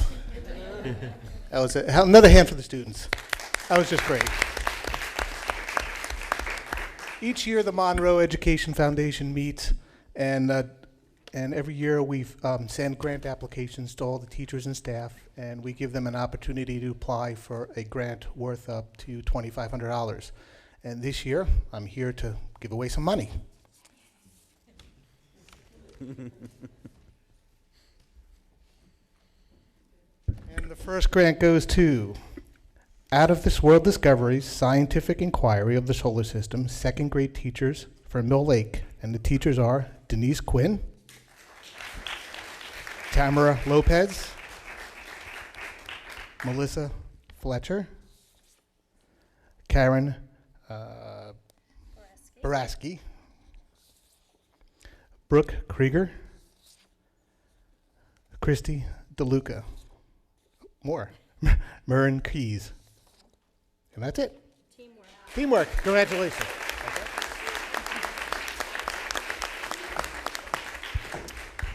And the next grant goes to Penguins on Parade. This is really cute. Kindergarten teachers for Barclay Brook School, they actually adopt a penguin from Jenkinson's Aquarium, and the penguin actually comes and visits at the end of the program. That's Sarah Richards, Lisa McHugh, Ashley Pepe, and Michelle Giaquento, and Melissa Cortina. Accepting on behalf is Erin Mahoney. Thank you. Next we have second grade Shoot for the Stars, all second grade classes for Barclay Brook School. Kristen Miller, Crystal DiVincenzi, I probably didn't pronounce that right. And that's it.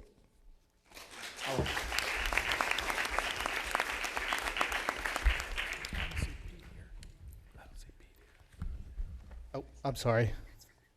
Oh, I read it too fast. I'm sorry. This is Connections Balloon Shop, 6th to 8th grade self-contained classes for Monroe Middle School.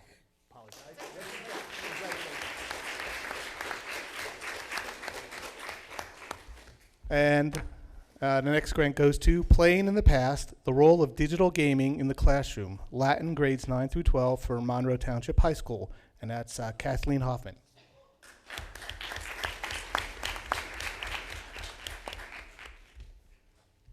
And last but not least, integrating an iPad into the elementary counseling program, grades K through 2 for Mill A School, Carol Clark.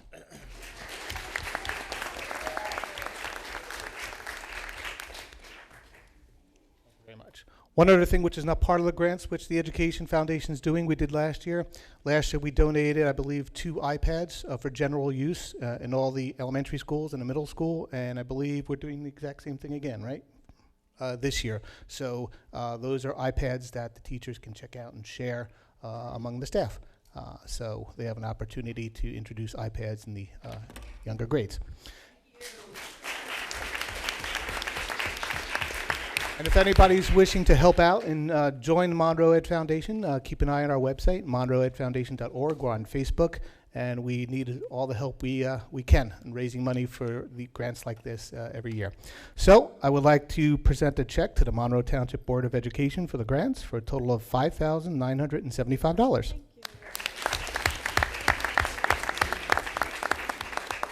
Okay. Mr. Tesler asked me to come up because I'm not only board president, I'm a member of the Monroe Education Foundation. And like he said, we're down to very few members in the Monroe Education Foundation. And one of our responsibilities has been giving back to the schools where the board budget cannot accomplish what we all want to do. In order for us to continue doing that and doing our fundraisers, we're going to need a lot more help than we've been getting in the past. And we've been, I think the last few fundraisers have been dedicated to specific events so that the Ed Foundation has not made a dime this year. So we're going to ask everybody to please go online, look, and wherever you can help us, whether it's a yearly donation or a part of a business or somewhere you can give us that help, it is going to be very much appreciated. Thank you. Thank you very much.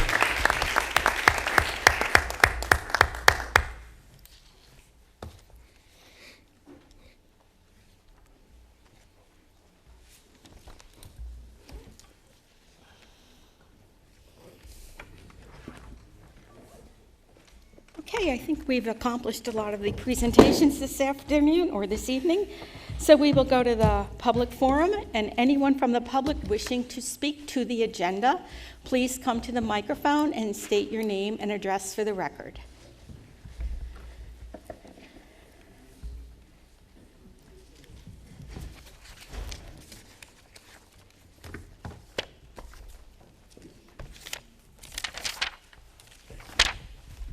Robert Roach, 18 Muirfield Boulevard. During Mr. Gorski's presentation, I'm a little confused. Maybe I misunderstood what he said, but I believe he indicated in talking with the 14-15 budget that the taxes have decreased.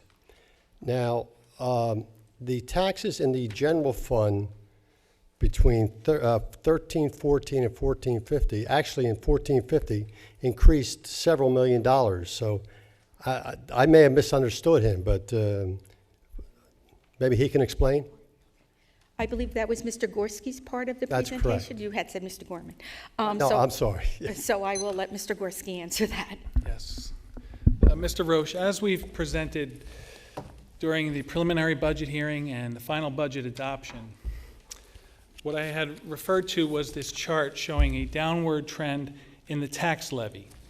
For the last 4 years, the general fund tax levy in 11-12 increased $316, in 12-13 increased $145, in 13-14 increased $42, and in 14-15 the average school tax levy decreased $114. Well, when you say it decreased, what are you referring to? I mean, the total revenue that's collected for taxes did not decrease in any of those years. So are you talking about a tax rate or something? I'm not sure what you're talking about. I didn't see that. I wasn't here for that presentation. I'm talking about a comparative review of the school tax levy to the preceding year. The average assessed home in Monroe Township in 14-15 compared to 13-14 will experience a school tax decrease of $114. All right, so you're talking about the tax rate on an average assessed home. You're not talking about the actual tax revenue that is raised, which is different. School tax levy is expressed in a rate, and I'm talking about the average school tax levy for an average assessed home, which again is decreasing. Yeah, well, I think that's, you probably should explain what you're talking about, because when people say taxes are going down, they're thinking about the total taxes that are being raised are going down. Now, you're using a hypothetical with, not a hypothetical, but you're using a ratio of the tax rate to the average assessed value, which means some people are going to be paying less, some the same, some higher. So it's not really a true, it's sort of misleading, I think. But I understand what you're saying. I have one other question. During the presentation, they were talking about the math and science going up. And I think everybody's concerned with the fact that, we've seen that the United States in totality is not doing well against foreign countries. And I can't remember all the foreign countries, probably Japan, China, India, and things of that nature. But I'm wondering, what is the outlook? I mean, when you talk about those foreign countries versus the United States, and we're only a small portion of these United States, I wonder if there's any way we're doing better than some of on the average of the United States, or what do you see as the outlook for us helping these kids get, do better in that type of thing? I think our outlook is very bright. I think the implementation of the new park assessment next year gives us a new barometer, because it is the assessment that looks at a nationwide target or a nationwide standard by which all students will be measured, and that will give us some indication of how we really rank in comparison to other schools within the country. And then that data provides us comparative information for how we compare to other countries. But generally speaking, United States is still doing very well. In fact, New Jersey in particular graduates almost more students. We're probably about we're probably around 15, the top 15 or 20 in the nation in terms of our graduation rates. So I think New Jersey is doing very well, and I think Monroe fares very well in comparison. Okay, but will we be able to compare the United States with those foreign countries? Are they going to be measuring on the same way when they're talking about math and sciences? Yes. Yes, that's what the park assessment will help us to do. Okay, thank you very much. Anyone else from the public wishing to speak? Okay, seeing no one. Oh, I see somebody else coming to speak to the agenda. Yes, sorry. Excuse my outfit. I had no intentions of speaking tonight. Patrice Ferroni, 81 Pergola Avenue, Monroe Township. The Dare to Dream program brought tears to my eyes. I have a, what was the term the young gentleman used? Special needs child who went through the system, starting with Marietta Ruella and Erica Friedman, Miss Basile, Irene Barada. He was given opportunities to express and grow as an individual with a IQ of maybe 9, but a social outlook of the same as his peers to high school, and without the help of the Board of Education and these amazing teachers who always allowed him to be who he was while embracing his disability, and never having him think that he could not expand on anything he was interested in. It just brought tears to my eyes. It was wonderful. I knew some of those kids, and it's just an amazing program, and it gets better and better every year, and I want to commend all of these teachers who just enriched my child's life so much, and I can see it's as it moves forward. Thank you.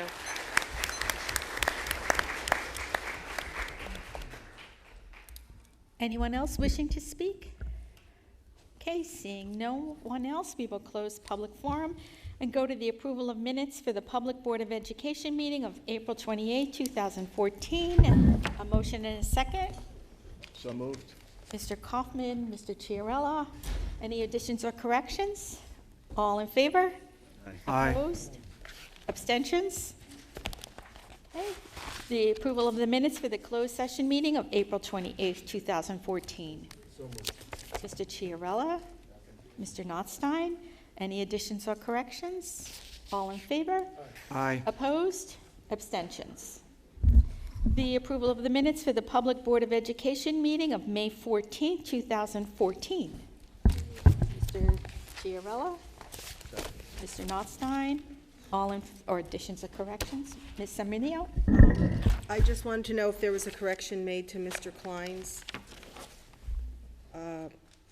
during the public forum, if there was a correction made to his statement. I believe I wrote earlier. Yes, if you wrote us, then the correction was made. Okay. It's on the website? Okay, because I didn't have it in the packet. Okay, so then I approve. Thank you. Anyone else? All in favor? Aye. Opposed? Abstentions? The closed session meeting of May 14, 2014. Ms. Notstein? Second. Ms. Arminio? All in favor? Aye. Aye. Opposed? Abstentions? Then we will go to committee reports. Are there any committees that need to report this evening? Mr. Kaufman? I'll try and be brief. We had a curriculum committee meeting this evening. The topic was a review of the iPad program. Jeff, I'm going to punt it over to you to cover some of the salient points, and then I'll close out with some of the things we're looking to do for next year. Sure.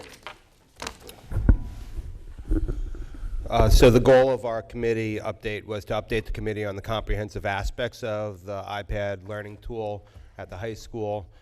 We also were looking at the warranty on the current iPads, which expire June 30th, and an option and recommendations for the 2014 and 2015 school year. And we also wanted to start and begin discussions on 2015 and beyond, and the possibility of sustaining tablet technology. So I think we accomplished those goals, but we are reconvening and having an additional meeting before the next Board of Education meeting to further elaborate on questions that we had from some assessment topics.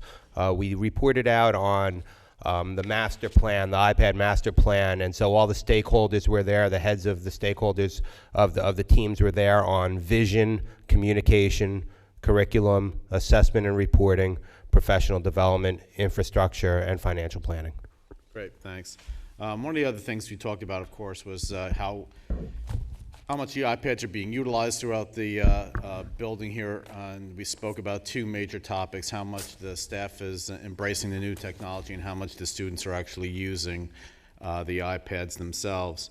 Some of the statistics that are being thrown around is it's about 80% of the staff here are what we would classify, I guess, Jeff, keep me honest, as fairly proficient using the technology that we have today, and 20% are still ramping up with respect to using the technology, at least if we would classify it as on a day-to-day basis. That's not to say that they don't use them at all, because as we've seen by some of the information that we're getting relative to the student usage, it's almost impossible for you not to use the iPad on a very regular basis. In fact, it was reported this evening that the iPads, all 2,000 of them, excess or whatever the number is, will be turned in on the very last day of school, because the staff is going to need to use these for a lot of the final exams. So the things that we hear every now and then about, you know, is the equipment really being utilized to its optimum? Are we getting the best bang for our buck? Each year, each day, each week, we see that the technology is being used more robustly and more completely throughout the entire building. And as we can see by some of the examples that we're looking at, there is also a drive to start thinking about, not now, but maybe in the future, to rolling down some of the technologies to the lower grades as well.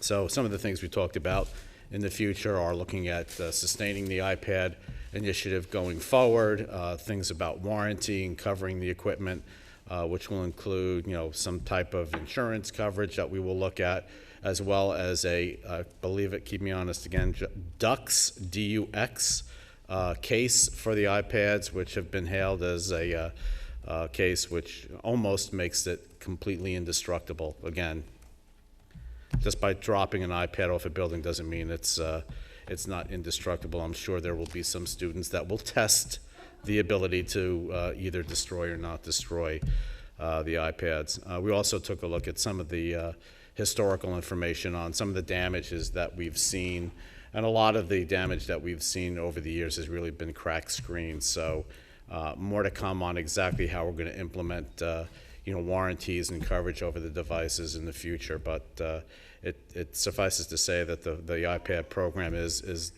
definitely growing in usage, and Dr. Gorman forgot to turn off his device. I was bringing up the YouTube video on the next case. Okay. So more to come on that, and as Jeff mentioned, we do have a follow-up to continue some of the interesting points that were covered on the meeting. We just ran out of time, so more to come. Mr. Poi? Yes, Madam President, I'd like to, I move that we take a 5-minute recess. Some of us have been sitting for almost 3 hours. Is there a second to that? All in favor? Aye. Opposed? Abstention? You oppose? Abstention? The motion has carried. We'll take it till like 5 up, so it's like 7 minutes. Distinguished with those glasses. At this time, the board will move back into public session, and I think we will be going to the superintendent's report with Dr. Hamilton. Yes.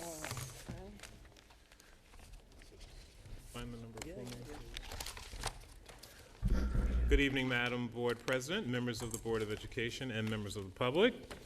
I am presenting the superintendent's report this evening. Enclosed in your agenda, please find the enrollment data for this month, the out-of-district placement, and the number of students placed on homebound instruction, along with the fire drill and lockdown drills that have been conducted at the buildings. And that takes me to the personnel report. Madam Board President, members of the Board of Education, it is recommended by the superintendent that personnel items A through UU be approved by roll call vote. Mr. Chiarella, second by Mr. Kaufman. Are there any comments or questions for Dr. Hamilton? Ms. Arminio? Yes, I have several. T, it is recommended that the board approve the following personnel for School Goals Committee.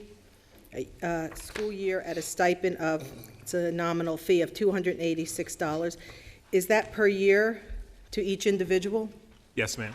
It's not monthly or anything like that? No, it's per year. Okay, that's one. EE and FF, is that on your agenda? Yes.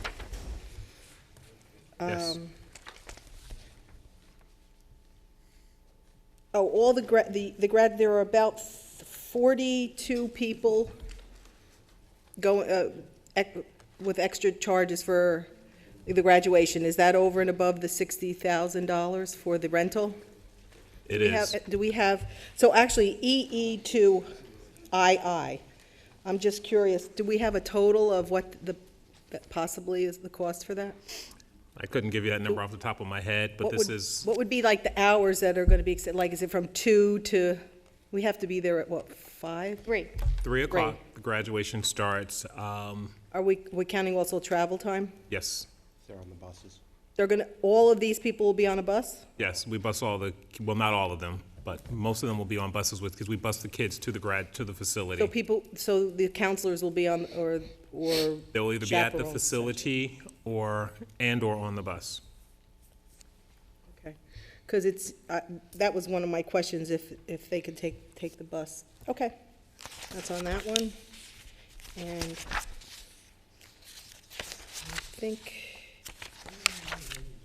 I think that's it on that. Thank you. Anyone? Mr. Poi? Well, I do have a question. It just came to me as I was listening to that discussion, and I'm not certain, but do we have anyone in the facility to take care of, like, to handle a medical emergency if one should arise? I don't know the answer to that, actually. I don't want to misinform you. I don't know the answer to that. Yeah. Okay. Mr. Chiavello? I don't know about our staff. So the graduation facility, our paramedics. Must have somebody there. First responders. Don't we usually take a nurse with us? I want to say that, but I'm not, it's not on this agenda.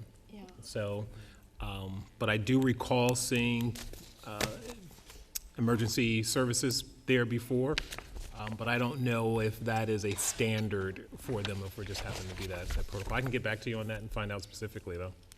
Well, just because of the number of people and the various age groups that are there, a little concerned if something should happen. Anyone else? Yeah. Ms. No, Arminio? I keep finding more things. QQ, the staff members for the extended school year program, just, can you explain that a little bit? Extended year program Yes. is the program for youngsters who have an IEP and are eligible for this particular program. This year, the hours have actually been reduced. This is the first year, since I've been here anyway, it hasn't been a full-day program. How many children will benefit by that program? There's about 60, I believe, kids that are in that program, 62, somewhere around there. Okay.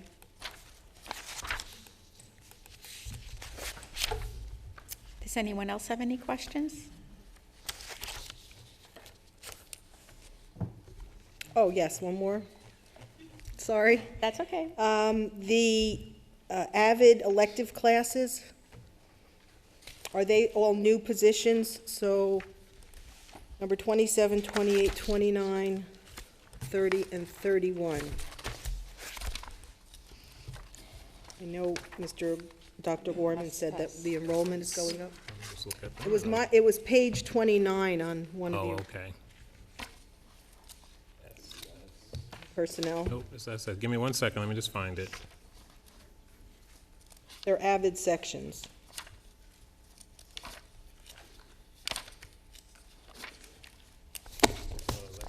No, these are existing sections. 27, 28, 29, 30, and 31. Correct. So they're existing, but are these new hires? No. Okay. And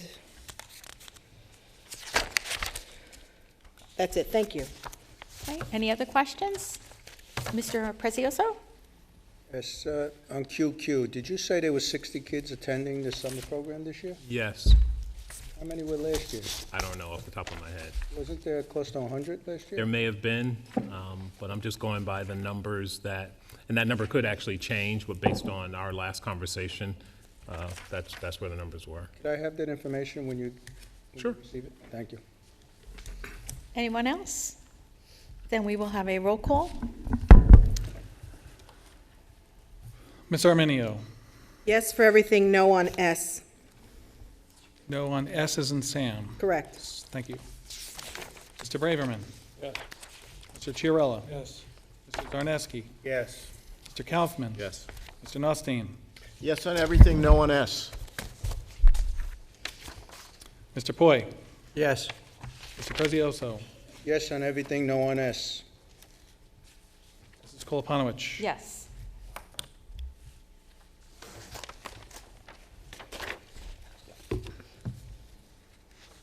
Madam Board President, personnel items A through UU passes. Thank you.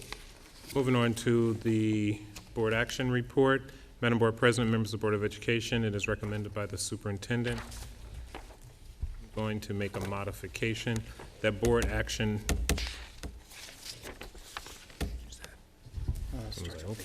Board action items A through R be approved by roll call vote with the following modification. Under field trips, item 284, the field trip to California, I'd like to pull that for further review. What page? Be on the addendum, the superintendent's Yes. Oh, okay. material.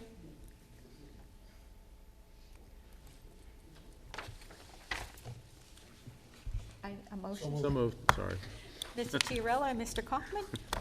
Any comments or questions for Dr. Hamilton? What have you, I don't understand, what are we removing? The field, there, under field trips, which is item C under board action, the supplemental material lists several field trips, numbers 282 through 289. I'm tabling 284, which is specifically the trip to California for band and chorus performance. Do you have, Comments or questions? should we talk about that, or that's for a future date? That's for a future date. Okay. The it is recommended that board approve the revised benefits coordinator job description. Is that with no additional salary increase, as I There's no understand additional it? salary increase associated with that. Okay, thank you. Anyone else? Seeing no one, we will have a roll call on the board action items. A through R. A and through on K, let- I'm sorry if I said R, it's K. Okay. A through K, and on letter C, tabling the field trip to California. Ms. Arminio. Yes. Mr. Braverman. Yes. Mr. Chiarella. Yes. Mr. Zarneski. Yes. Mr. Kaufman. Yes. Mr. Nostine. Yes. Mr. Poi. Yes. Mr. Prezioso. Yes. Mrs. Koloponowicz. Yes. Madam Board President, board action items pass. Before I conclude my report, I'd like to take a moment, if the board will indulge me, to ask Dr. Gorman to just report out.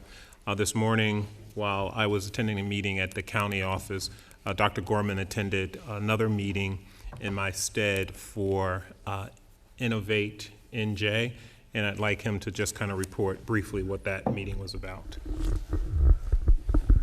Okay, the Department of Education has created a new program called Innovate NJ. It's actually, there are national pockets of innovative communities in different states as well. And Innovate NJ, we were one of 10 schools that the Department of Education chose as an innovative school district. So we did a presentation, and we were involved in a community, and we were asked to share and partner with other schools to promote innovative practices throughout New Jersey. We highlighted specifically 3 today with our iPad, the professional development, our blended learning concept, and our AVID program. We were in the likes of Paxcack Valley, Freehold Township, Voorhees, some very prestigious schools. There is a link that I think I provided you in my news on Innovate NJ. We shot a video that will be up there with involved our students and our staff members. A very, very positive experience from the state, and the feedback both ways, flourishing community. We were the inaugural group, and they did reject other schools as well, but they consider them partners, and they're trying to grow that practice. It did revolve around, a lot of it was revolved around technology, student growth objectives, and practices that are closing the achievement gap and embracing 21st century learning. So we were honored to be there, and again, very well received by everyone. Thank you, and that concludes the superintendent's report. Okay, then we will go to the business administrator's report. Mr. Gorski. Madam Board President and members of the Monroe Township Board of Education, it is recommended that board action items A through K be approved by consent roll call with the exception of Q, which is pulled for closed session discussion relative to the contractual terms of the board solicitor. Would anybody like to make a motion? Mr. Chiarella? Mr. Kaufman? Are there any questions or comments for Mr. Gorski? Mr. Poi? Yes, item H refers to the Genesis Educational Services, and I know I've heard this tossed around, you know, for some time now. But could you just give me a brief explanation as to what that is, you know, what those services are? Genesis is a software program that manages all of our student data, report cards, lunch information, demographic information, parent contact emergency. It's our student management software system. Okay, thank you. Mr. Chiarella? Yeah, just on, Can you use your microphone? I can't hear you here. Thanks. on EE and FF, I just want to make sure that when we go out and we look for independent contractors for busing, you know, for any of our busing needs above and beyond what we could fulfill with our own fleet, that we make sure that they have radios, that they have background checks on their bus drivers, and also that they have strict and stringent guidelines with regards to smoking on buses and things like that. I'm not going to name the company, but I have seen an independent bus company where bus drivers have been smoking while they're driving and with students in the bus and things like that.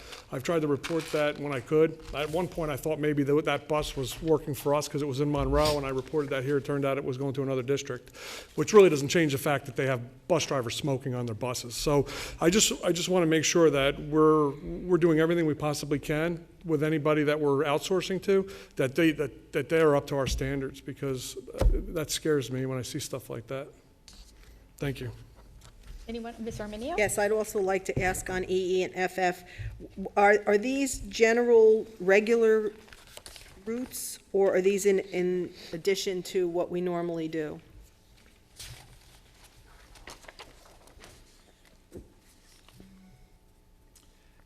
EE is budgeted, contracted field trips and athletic trips, which are in the budget.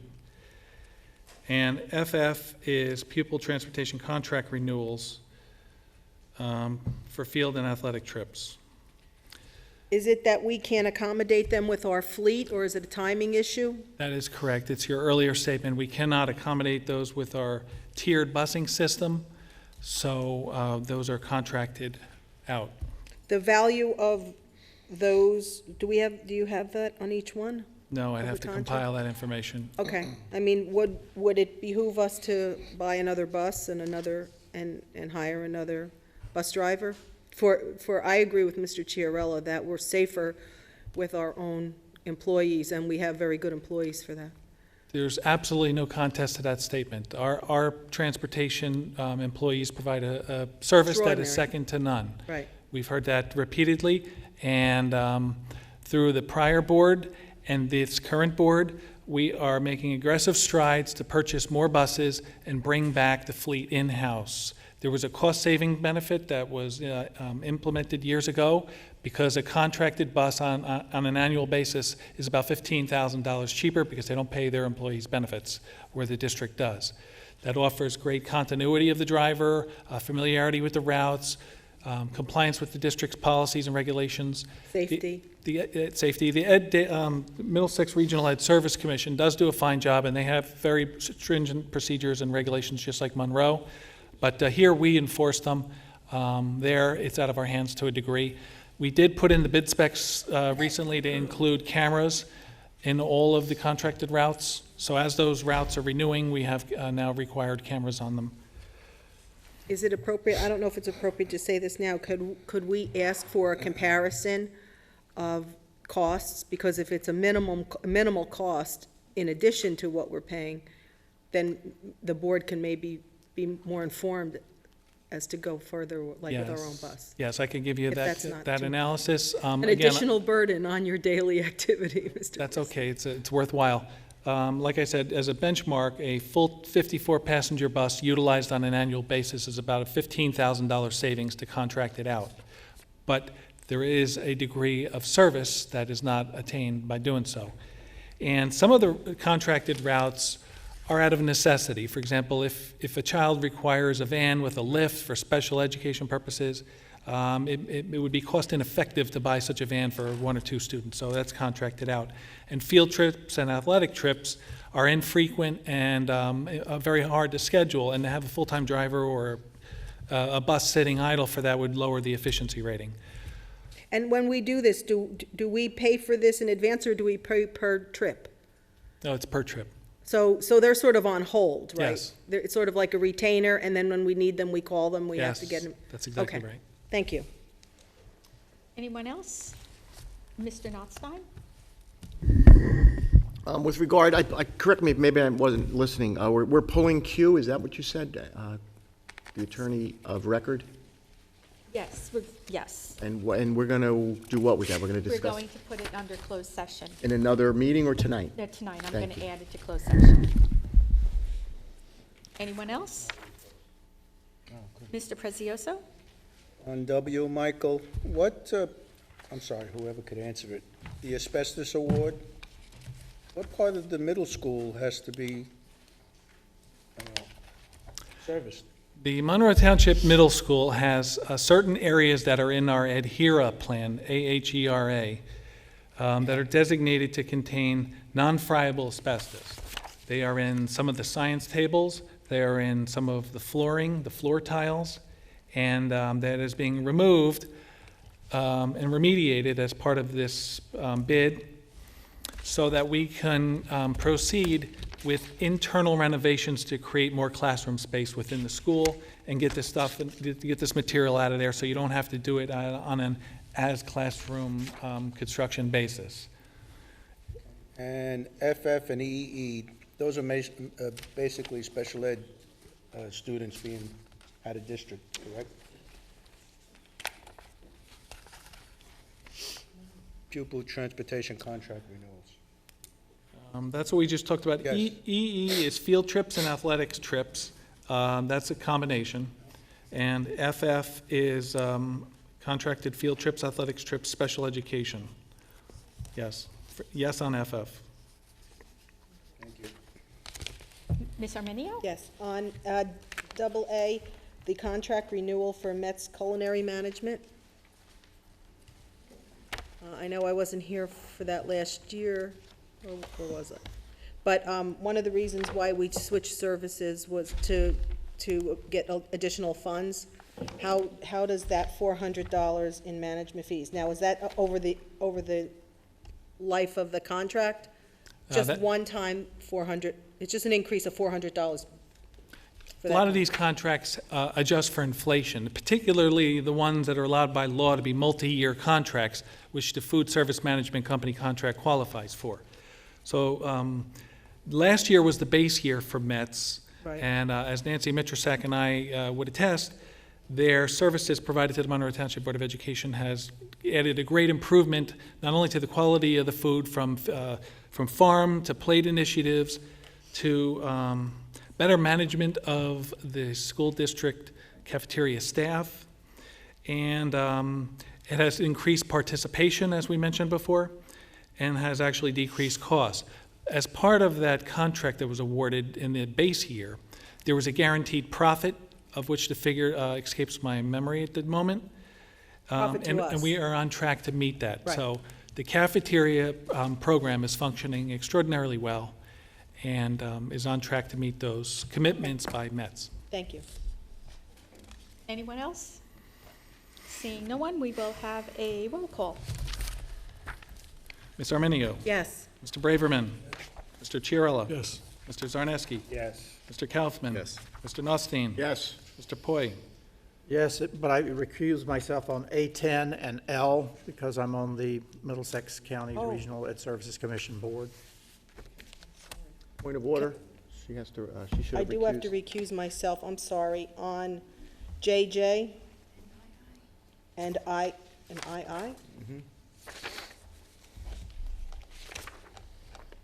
So noted. JJ and II. Mr. Prezioso. Yes. Mrs. Koloponowicz? Yes. Madam Board President, board action items A through KK, with the exception of Q, passes. Okay, thank you very much. That concludes my report. Thank you. Okay, Board President's report. We've had a long meeting, so I'm going to try to keep this short, and I know it's hard to believe that this is our last meeting for this school year. This one seemed to have gone fast. Recently, I had the opportunity to attend the high school PTA Scholastic Achievement Dinner and a scholarship evening, and I was amazed at what our kids have done this year, what our seniors have accomplished this year. So I just want to give you some statistics for the class of 2014. The seniors reported being awarded approximately 847 different scholarships totaling $233,100, which I think is amazing. And we had one senior who received a full ROTC scholarship.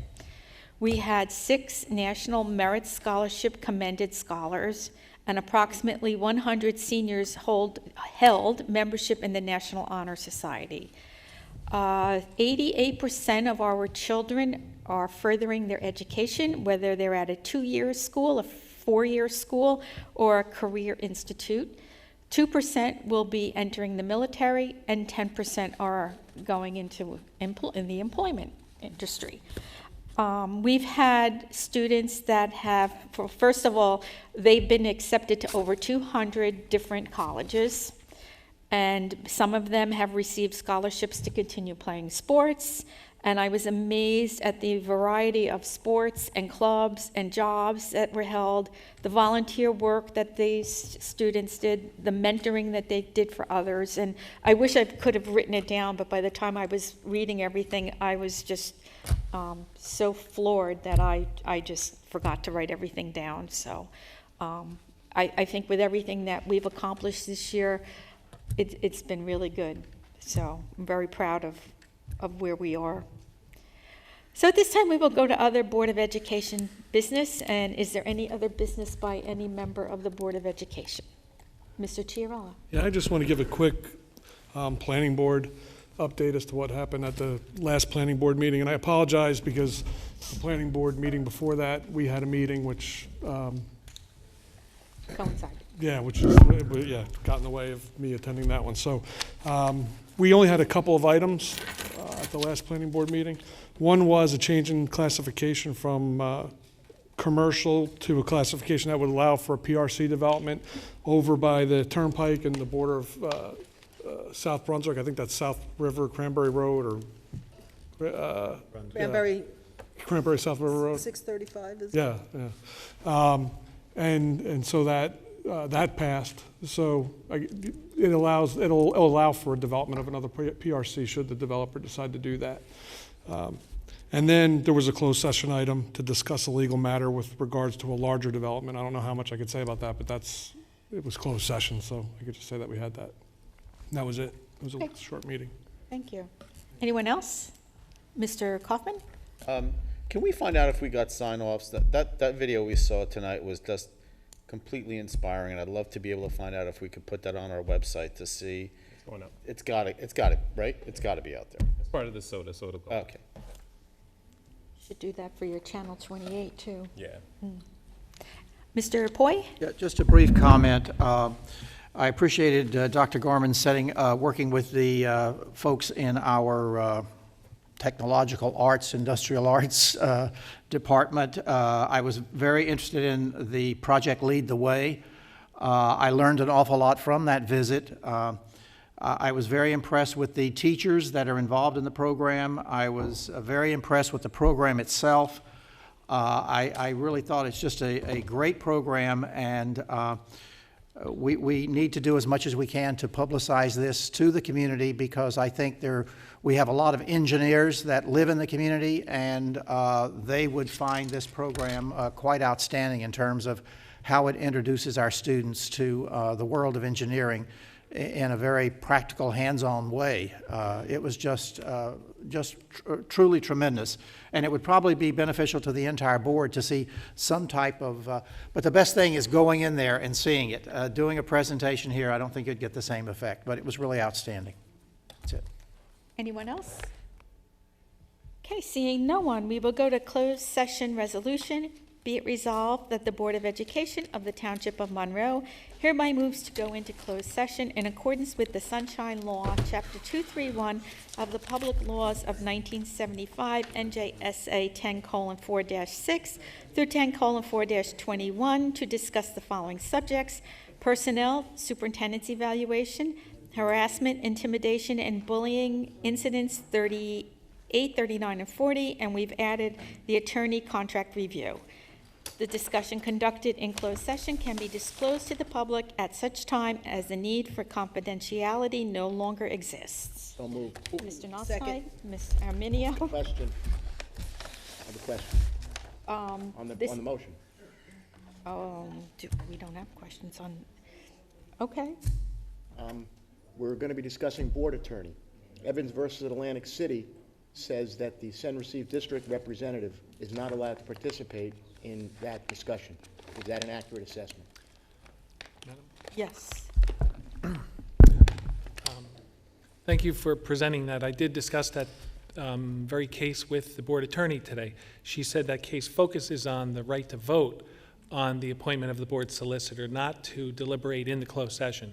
So she was okay with him deliberating in the closed session, but would not be a valid vote for the sending district to vote. Okay. I don't under, I realize that makes no sense. Why would you be deliberating in closed session Right. if you can't vote? That's why we're discussing That's the attorney advice that I was told. Yeah, we've asked this before with other questions, and the Jamesburg rep is always allowed to discuss, they just can't always vote. Whether it's right or wrong, it's the attorney recommendation. Ms. Arminio? okay. My question then would be, it would still be, the regulations of closed session and confidentiality would still be involved, even though the Yes. Jamesburg representative Yes. is not able to vote in this session? Okay. Yes. So even though he wasn't allowed to vote or to even attend the closed session on the Jamesburg litigation, he would not have been able to vote on that should he have not been, he should have been in there then, is what we're saying. No, not in that case. It's a, what is it, a case-by-case basis? Well, No, there, in that matter, there's a clear conflict. And to prevent the Jamesburg representative from potentially being accused of hearing something that went back to the board, there's an exclusion available for that. But upon the desire to deliberate in any other items, that there's not a conflict, even if the person can't vote, they can still do so, according to the attorney. did we do all in favor? We do have a motion? Yes. We have a motion, we have a second. All in favor? Aye. Aye. Opposed? Abstentions? Then at this time, the board will move into closed session. At this time, the board will go back into public session, and I believe we have a few resolutions to be read this evening.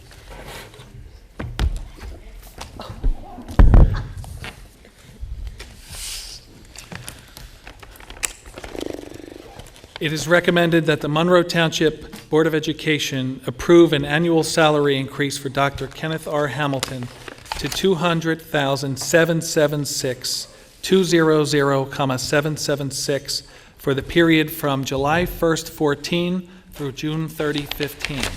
The Business Administrator Board Secretary is authorized to execute the aforementioned employment contract on behalf of the board.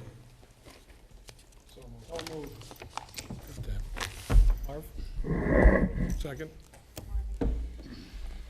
Comments or questions? Then we will have a roll call. Ms. Arminio, I abstain. Mr. Braverman? Yes. Mr. Chiarella? Yes. Mr. Zarneski? Yes. Mr. Kaufman? Recuse. Mr. Nostine? Yes. Mr. Poi? Yes. Mr. Prezioso? Abstain. Mrs. Koloponowicz? Yes. Madam Board President, motion passes. Thank you.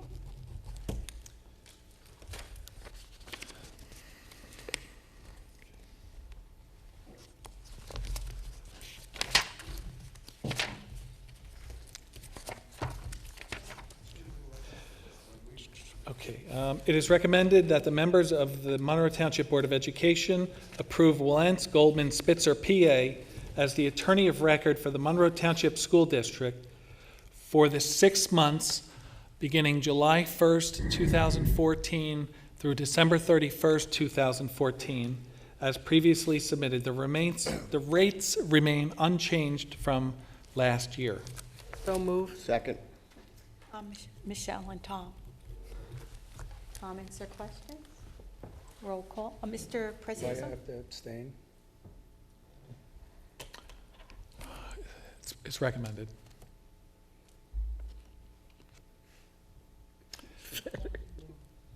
Yeah. Because of the charges filed with the maybe. the commissioner that Wallance is.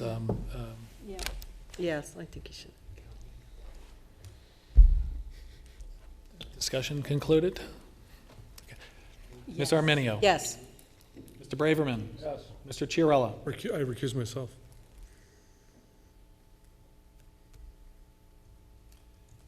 Mr. Zarneski is unable to vote according to legal advice. Mr. Kaufman. Yes. Mr. Nostine. Yes. Mr. Poi. Yes. Mr. Prezioso. Abstain. Mrs. Koloponowicz. Yes. Madam Board President, motion passes.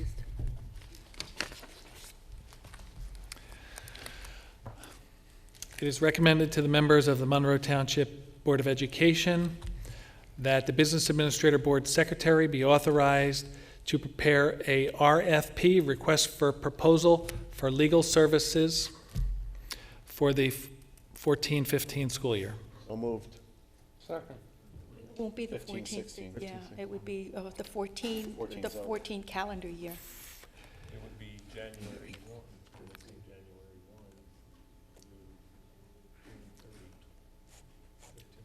Let me correct that for the period beginning, actually, you have to do the RFP prior to the expiration of the contract. So that would have to begin a little bit before. That's why I left it as vague as possible for 14-15.